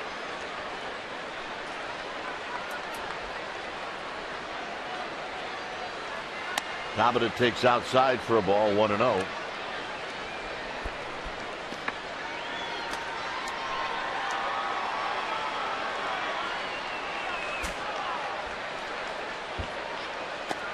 And the next pitch is down low, so it's 2 balls and no strikes. Bumgarner at 91 pitches.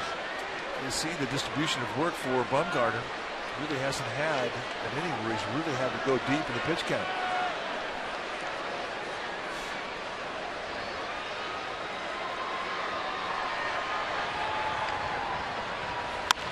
And this is hit to Arias at second. Arias will make the play, but the damage is done. So Barmes hits the home run, and now the Giants offense needs to pick up Bumgarner. It's 3-1 Pirates.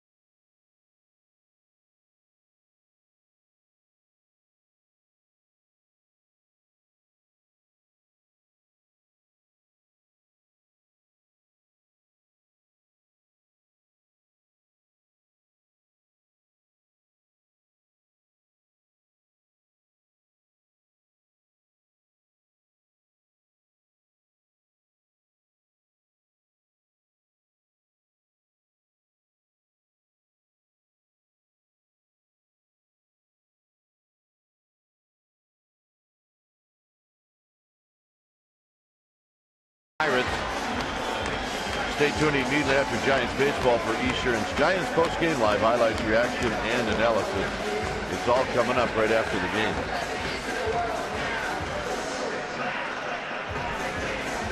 Hey Buster, today's my birthday. One for me. Okay. He's gonna try. It's Friday. You got to put on your Friday hat. Sandoval looks at a strike. Sandoval hit by a pitch, and he's walked. So he's been on base twice.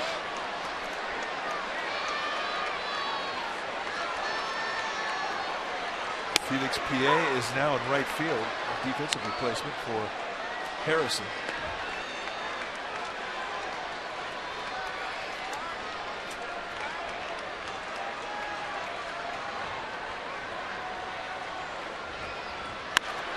On the ground, and it kicks off for Barmes, and that ate him up. It'll be a hit for Sandoval. That's one where you just hope it doesn't catch flesh. Well, that ball was hit on the screws. A little top spin, one hopper coming up, and exploded into Barmes. That's a middle infielder's worst nightmare. Base hit all the way. So here's Kieschnick Bushnick blooped a single into left field in the fourth.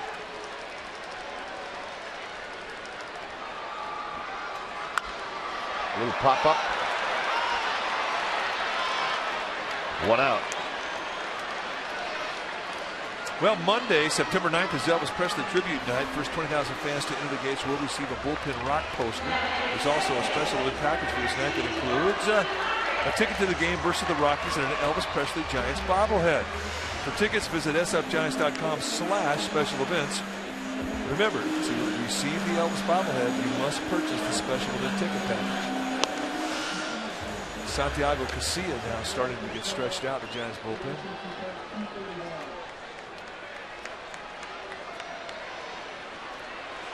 Arias a swing and a miss. No balls and one strike.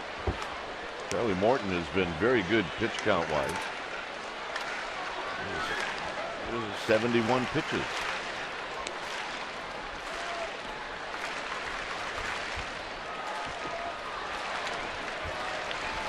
Down low. Well, that's kind of indicative of a sinker ball. They get a lot of quick outs within 3 pitches.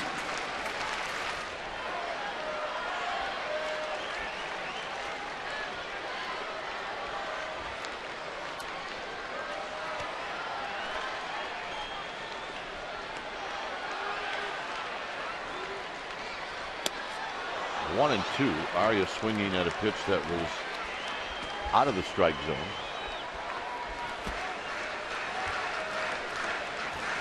He's bounced out twice. Once to short, once to first.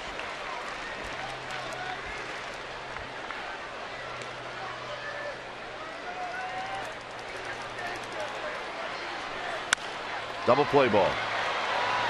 6-4-3. And that'll end the inning. 8th inning coming up. 3-1 Pirates.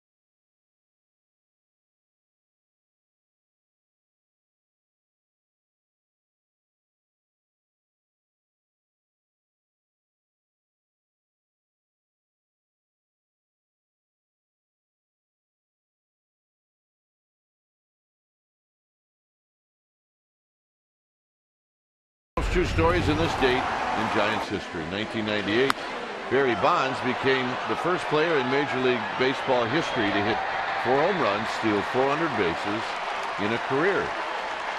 Bonds' solo shot against the Marlins pitcher Kurt O'Hala in the 3rd inning gave the Giants a 4-0 lead, and the Giants won the game 10-5.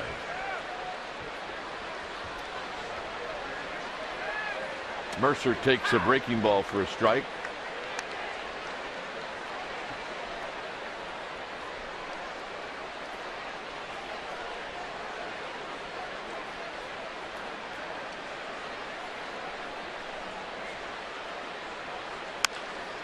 Down the line, trouble. It is foul. Wow.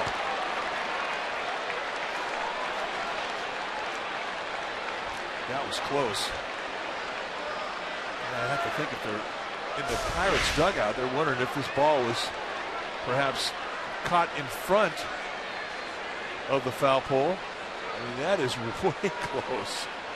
That must be a home run by 2 feet. Nice play. Gentleman had him played perfectly. Oh, number 99.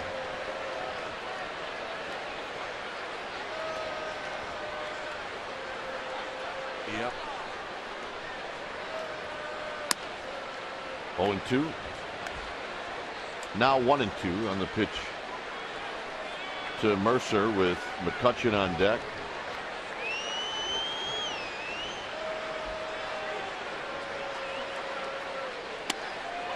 Trying to wrap it around. It's 2-2.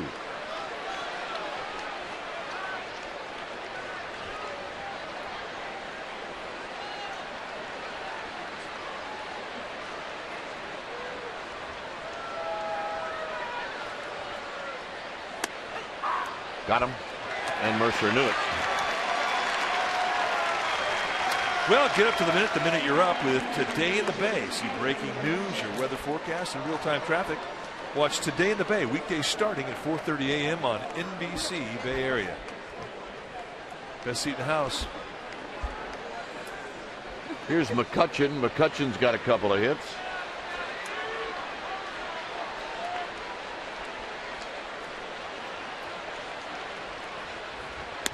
McCutchen came in 0 for 6 lifetime against Bumgarner, so he solved them a little bit today.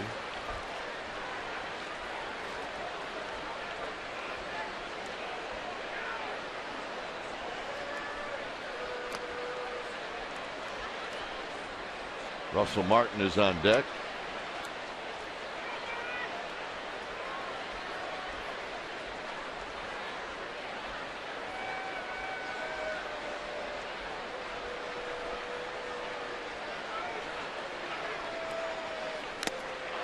One and two.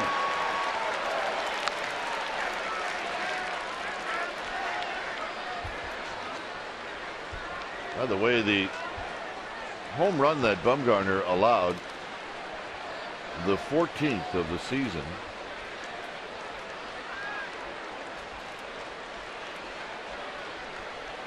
the 1-2 pitch is outside 2-2.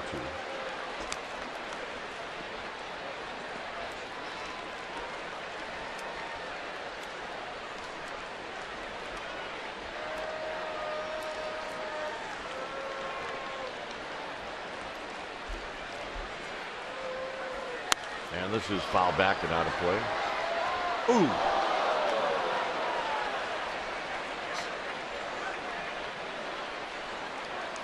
Look out. Fan reached up, caught the ball, tipped his finger, came down, hit another fan right in the head. Ooh. He's okay. Pats on the back.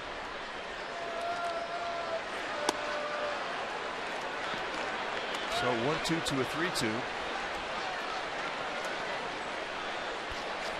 See that a lot with McCutchen, and he knows that strike zone well and defends it well.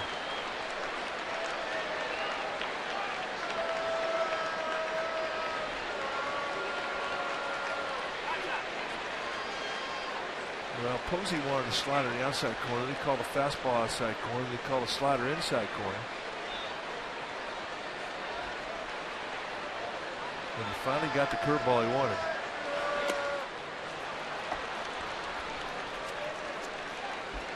All right, let's check in with Amy G. Amy? All right, gentlemen, an update on Angel Pagan, who is rehabbing with the Grizzlies tonight, playing Las Vegas. In Las Vegas, he is 0 for 2 with 2 RBI, a ground out, a fly out.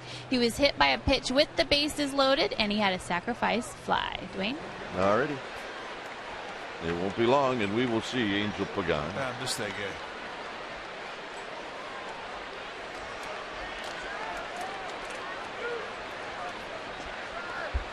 McCutchen is picked off, and Belt will run him, and Bumgarner will tag him out.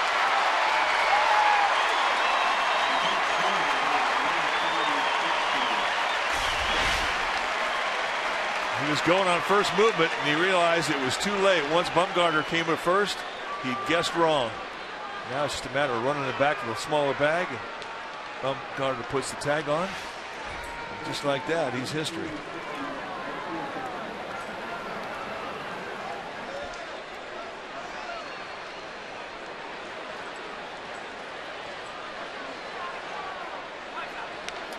So Martin is 0 for 3.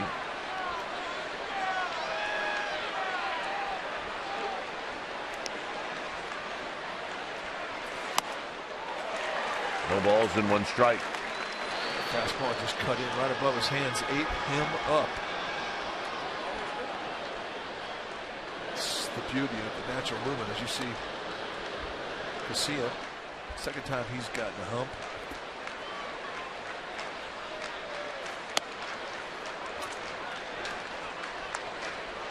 Bumgarner's spot in the lineup is due to lead off in the bottom of this inning.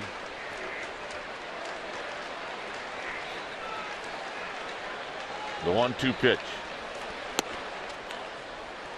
Breaking ball just missed. 2 balls and 1 strike in the 9th inning. Now the Dodgers are leading the Red Sox 2-0.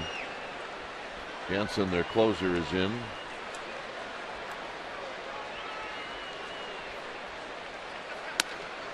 Three and 1 to Martin. 108 pitches for Bumgarner. If he walks Martin, it could be his last hitter. You're right.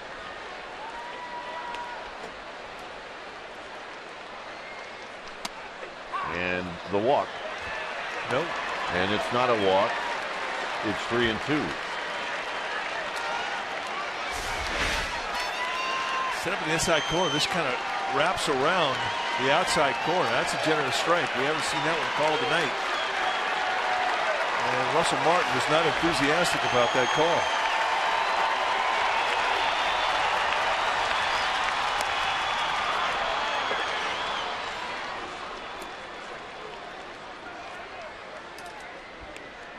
So here's Sanchez. 2 walks now this inning. He is leaking oil. So Dave Righetti going to come out, talk it over. More than anything else, just give him a bit of a breather. 110 pitches into the night.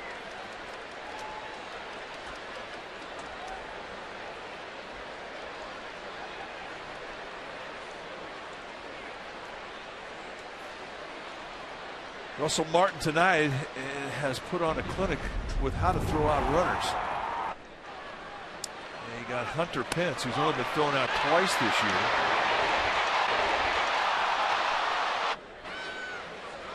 And then Gregor Blanco is victimized with an absolute strike to Barmes, who slaps the tag on. And everything about the throws were absolutely perfect, every part of them. 26 base runners have been thrown out this year by Russell Martin, which leads the major leagues. And after watching what we saw tonight, easy to believe. Control the running game, and he's done it. So here's Gabby Sanchez as Dave Righetti back into the dugout. Russell Martin was originally signed as a third baseman. So the back foot of Sanchez, 1 ball and no strikes.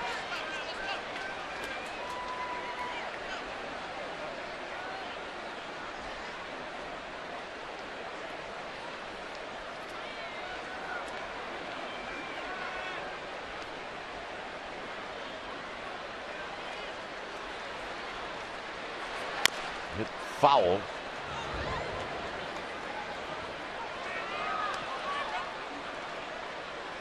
So it's 1 ball and 1 strike.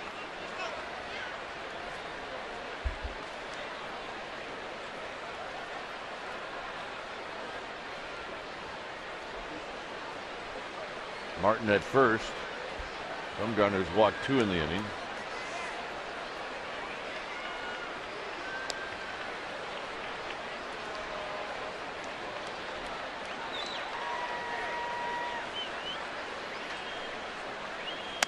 And that fastball is high, so it's 2 and 1. He's missing up. Usually tells you he's a bit tired. This will be his last hitter, no matter what.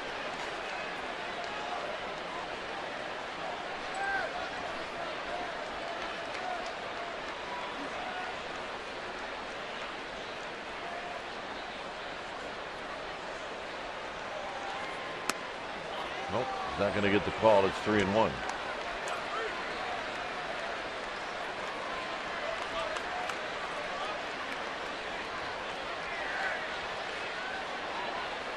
Russell Martin does have 9 steals, so you do have to keep an eye on him.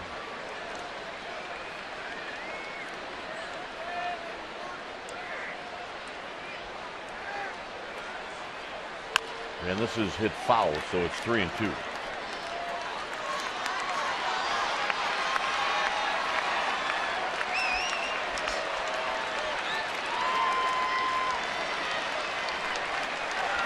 So now Martin will take off. Giants trying to keep it at a 2-run deficit.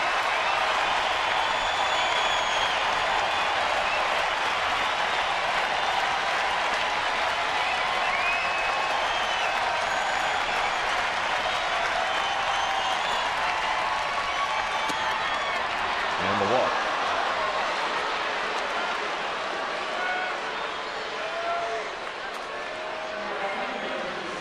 Now with the left-handed hitting PA up, they may give him another hitter.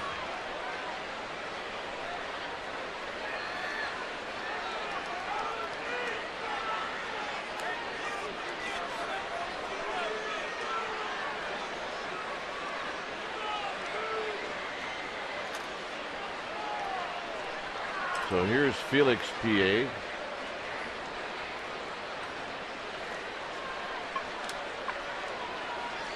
And this is hit on the ground, and Crawford has it, and that'll end the inning.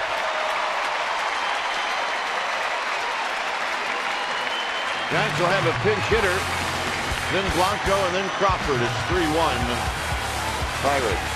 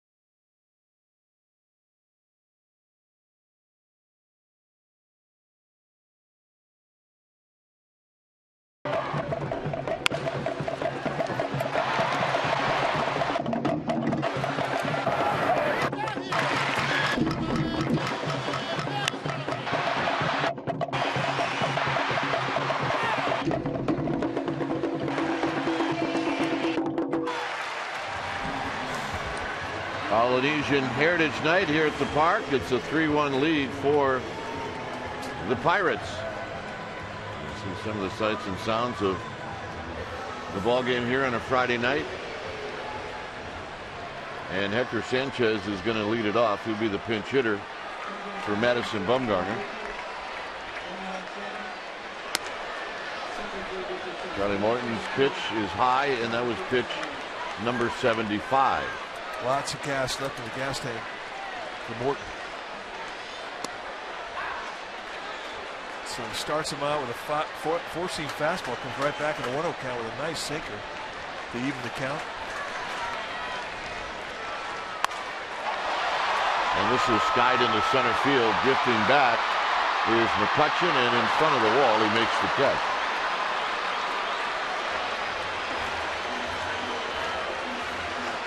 So Sanchez hit it pretty well, and the hitter now will be Blanco.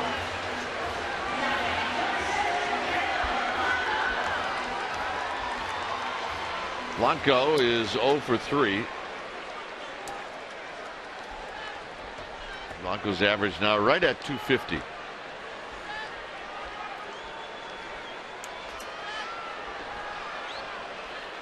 Ball gets away from the Giants bullpen as Russell Martin will toss it to Billy Hayes.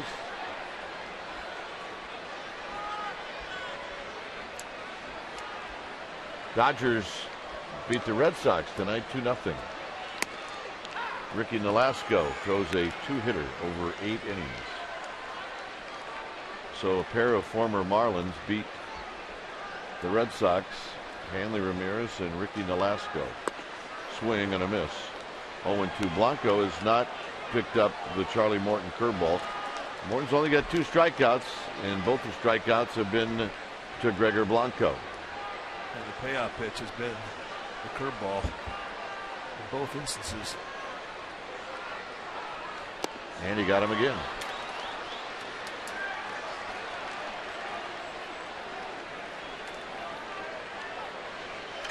Well, don't forget to check out Sportsnet Central tonight, right after Giants Sports Game Live, right here on Comcast Sportsnet Bay Area.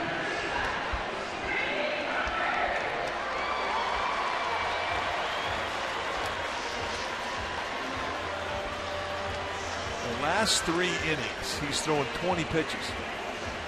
Now he's got an out left to get in this 8th inning, but you talk about stingy. Anytime you put a single digit up there for your pitch count in an inning, you're dealing.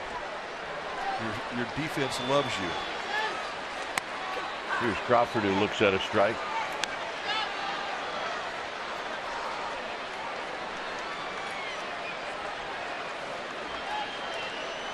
Solid year for Crawford. Look at the on-base percentage, 329.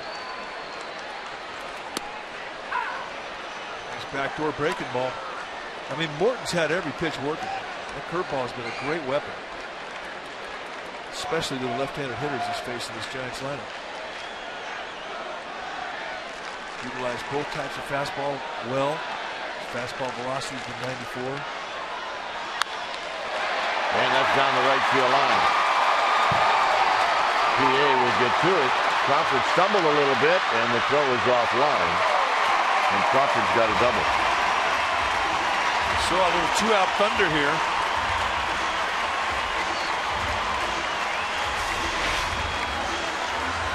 Curveball, it leaves it up just a little bit above the knees, middle end. And Crawford breaks it right over the glove of Gabby Sanchez. And watch it get out of the box. Watching that ball, a little bit of a stumble as he gets around the bag. Still an easy take, stand-up double.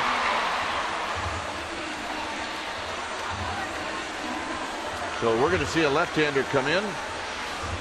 When it's time for a change, think Speedy Oil Change and Tune-Up. Your oil change, tune-up, and smog experts. 3-1 Padres. We'll be back.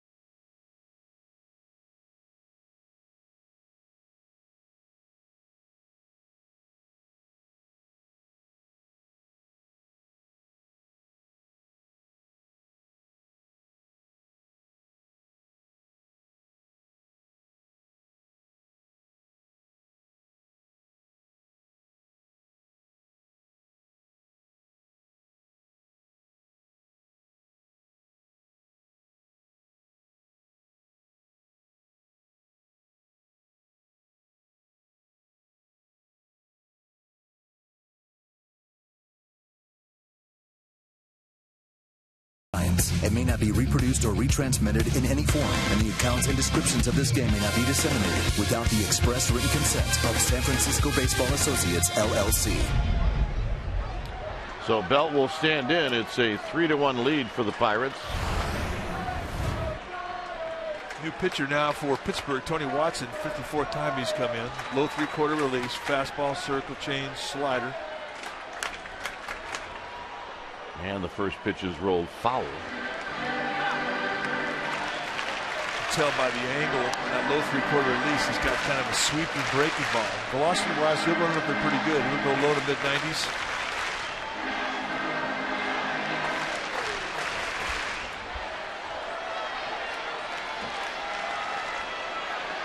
Giants try to cut into that Pirates lead.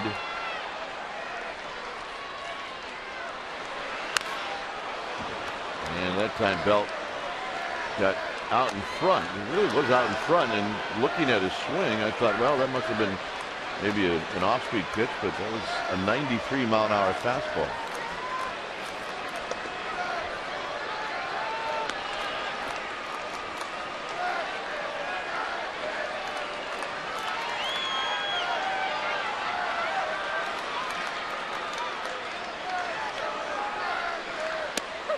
Got him, and that'll end the inning. Ninth inning coming up. It's 3-1 Pirates.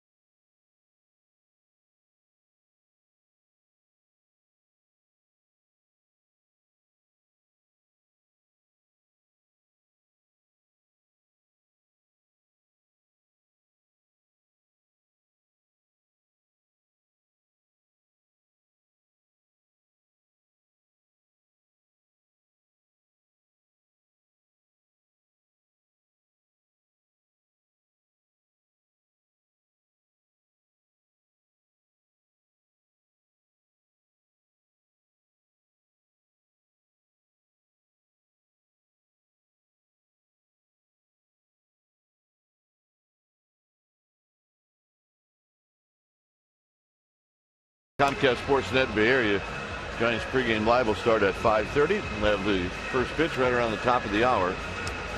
And then the Giants will travel to Colorado for 3. And then 3 in Arizona with a day off on Thursday. So check us out tomorrow at 6 p.m. when it's time for a change. Think Speedy Oil Change and Tune-Up. Your oil change tune-up and smog experts. Santiago Casilla, for the 38th time, is coming into a game this year. 5-2, 1.89 ERA.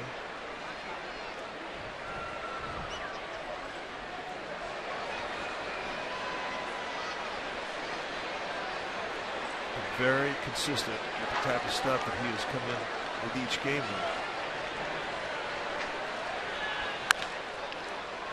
with. Walker on the first pitch to Belt to Casilla covering. 1 out.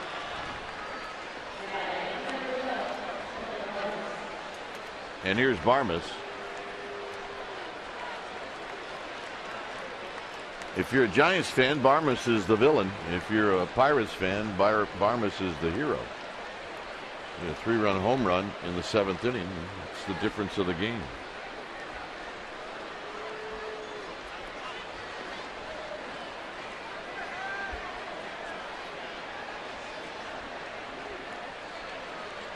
So here's Casilla to Clint Barmas, and the fastball is high, 1-0.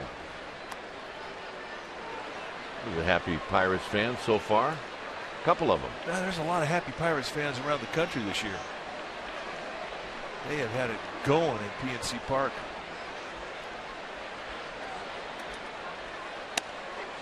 The long streak of consecutive seasons without having a season where they play above 500 is ending this year. But that is not going to be enough. That shouldn't even be a goal for this club. It's playoffs or bust.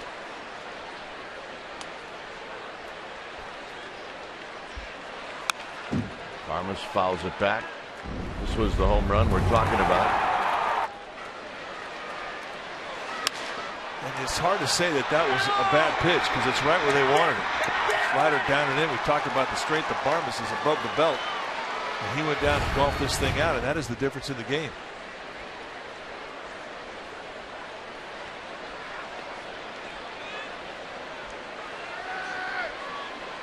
Look out on a breaking ball. It's 2-2. The series in Pittsburgh. The Giants lost the first two games 8-2 and 12-8, but then they came back and won the third game 10-0.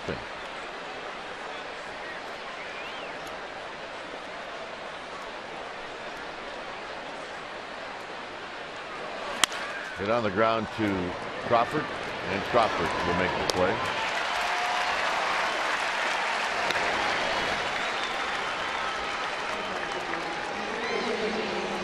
So here's Garrett Jones. See Mark Melancon, the closer for the Pirates, finishing off his warm-up throws. He's getting set to pitch the bottom of the ninth.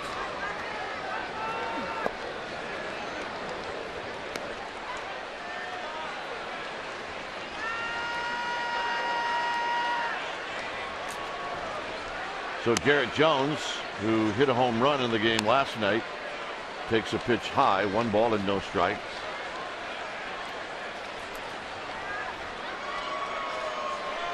Hit a ball into the water last night. Fair.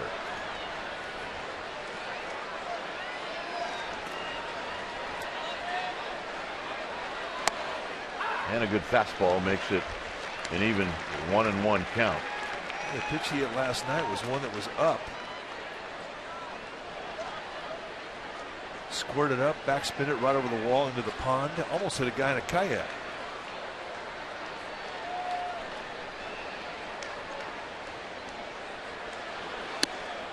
Comes back out of the way of a 93-mile-an-hour fastball. It's 2 balls and 1 strike.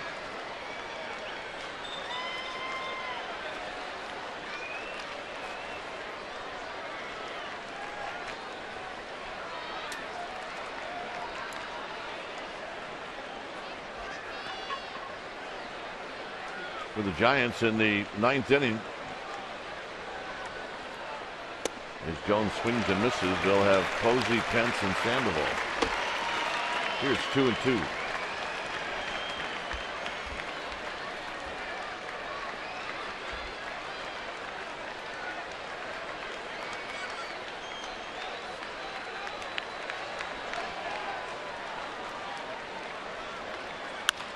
Right back to where it came from, and that'll end the inning.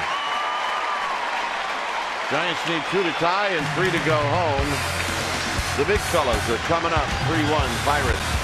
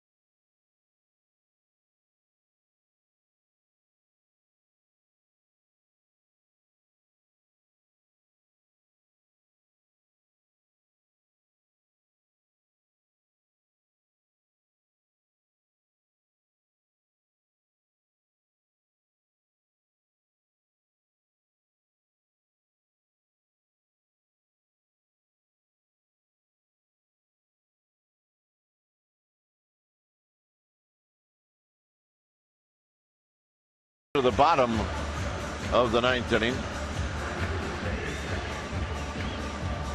When it's time for a change, think Speedy Oil Change and Tune-Up. Your oil change tune-up and smog experts. 60th appearance on the year for Mark Melanson, 2-1 with an 0.93 ERA, and he assumed the responsibilities of closing when Jason Grilli went down, and he's done a nice job. 8 saves in 10 ops, 56 strikeouts and 58 in the third. And look at the hits and walks. You combine them together, 48 base runners is allowed in 58 innings. That means he has had an exceptional year, and that explains the 0.93 ERA. What do you get when you get in that batter's box against Melanson? You're going to see a low to mid 90s fastball. He'll cut most of them. In fact, that really is his best weapon. He's also got a pretty good curveball. He'll throw more of those to lefties, and he'll throw an occasional changeup. But with that high three-quarter release that he has, that overhand curveball is a straight downer. It rolls off the table, and he's got a nice feel of it, and he can control it well in the strike zone. Doesn't get hurt with it with too many hangers.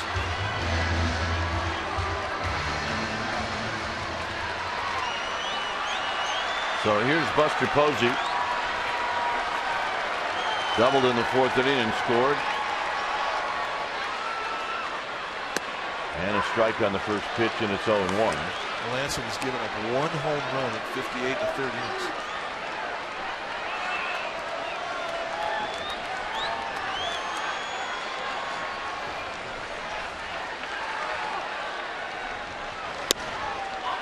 And that fastball is down low.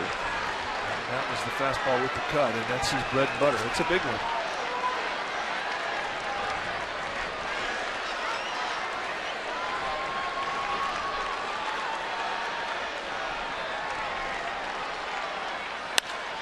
Center field hit well. McCutchen back in front of the wall, and he makes the catch. That ball was squared up, folks. That was smoke. This ballpark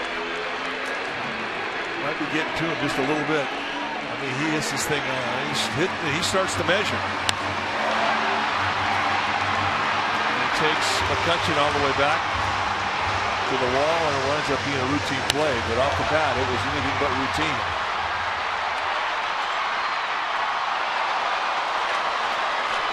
And it does wear on a hitter. And there's a strike to Pence.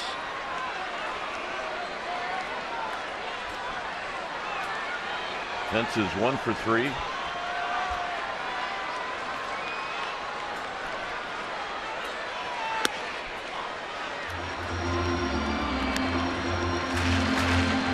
Cannot have a better at bat than that. And you get nothing for it. And that is what frustrates a guy.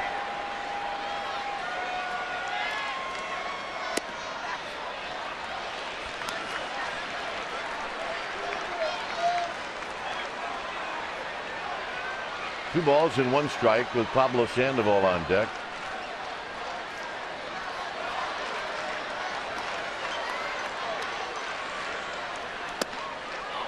Three and 1.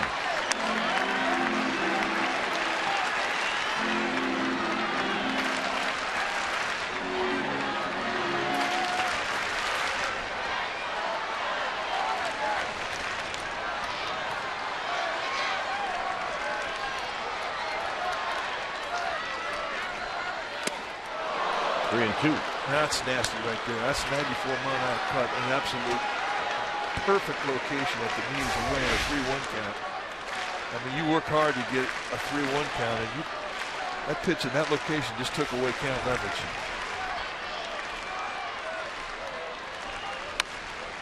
Tapped. Melanson. And Pence is aboard. Strange game. Guy hits a ball 398 feet on the screws, and he winds up getting with a little bird left on the rock. Next guy takes a swing and hits it 15 feet, and that's a base hit. That's baseball. A perfect swing and bunt, and Melanson made a noble effort getting over to it. Had it been a more accurate throw, they might have had a chance to get him.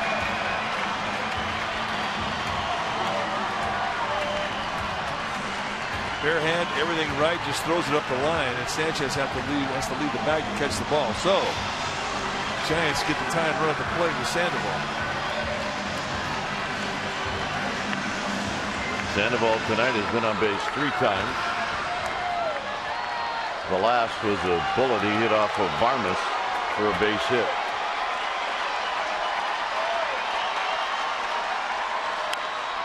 Slowly to second, where Walker's only play will be at first. So it'll be left up to the rook, Roger Kieschnick.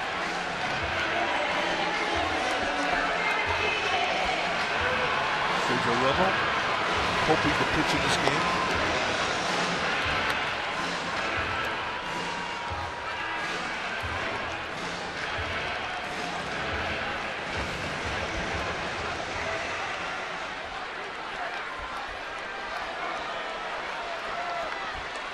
Kieschnick is 1 for 3.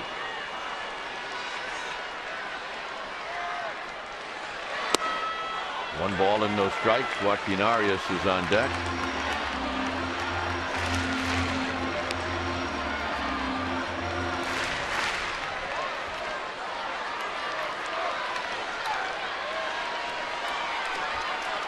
Tying run at the plate.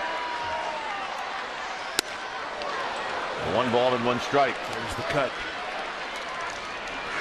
So you're sitting on a 1-0 count thinking, all right, I'm going to get something good to hit. I'm going to look middle in, and the cut just bores off the plate, ties you up. Guarantee Kieschnick just got impressed with that fastball.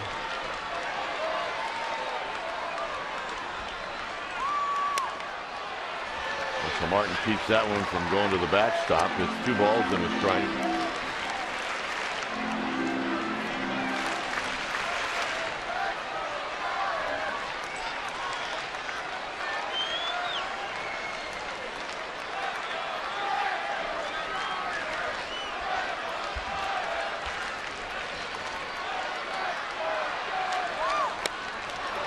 Two and 2.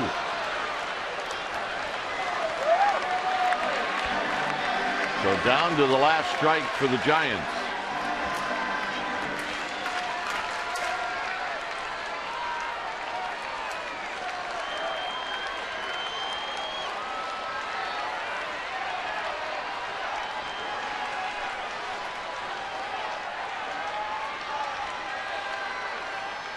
And the 2-2 pitch. And he got him, and that's the ball game. So behind Madison Bumgarner tonight, the Giants needed to be perfect, and they weren't.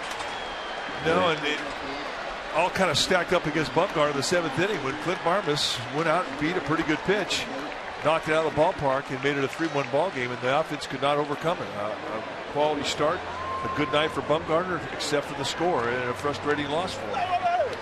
So your final score, it's the Pirates 3 and the Giants 1.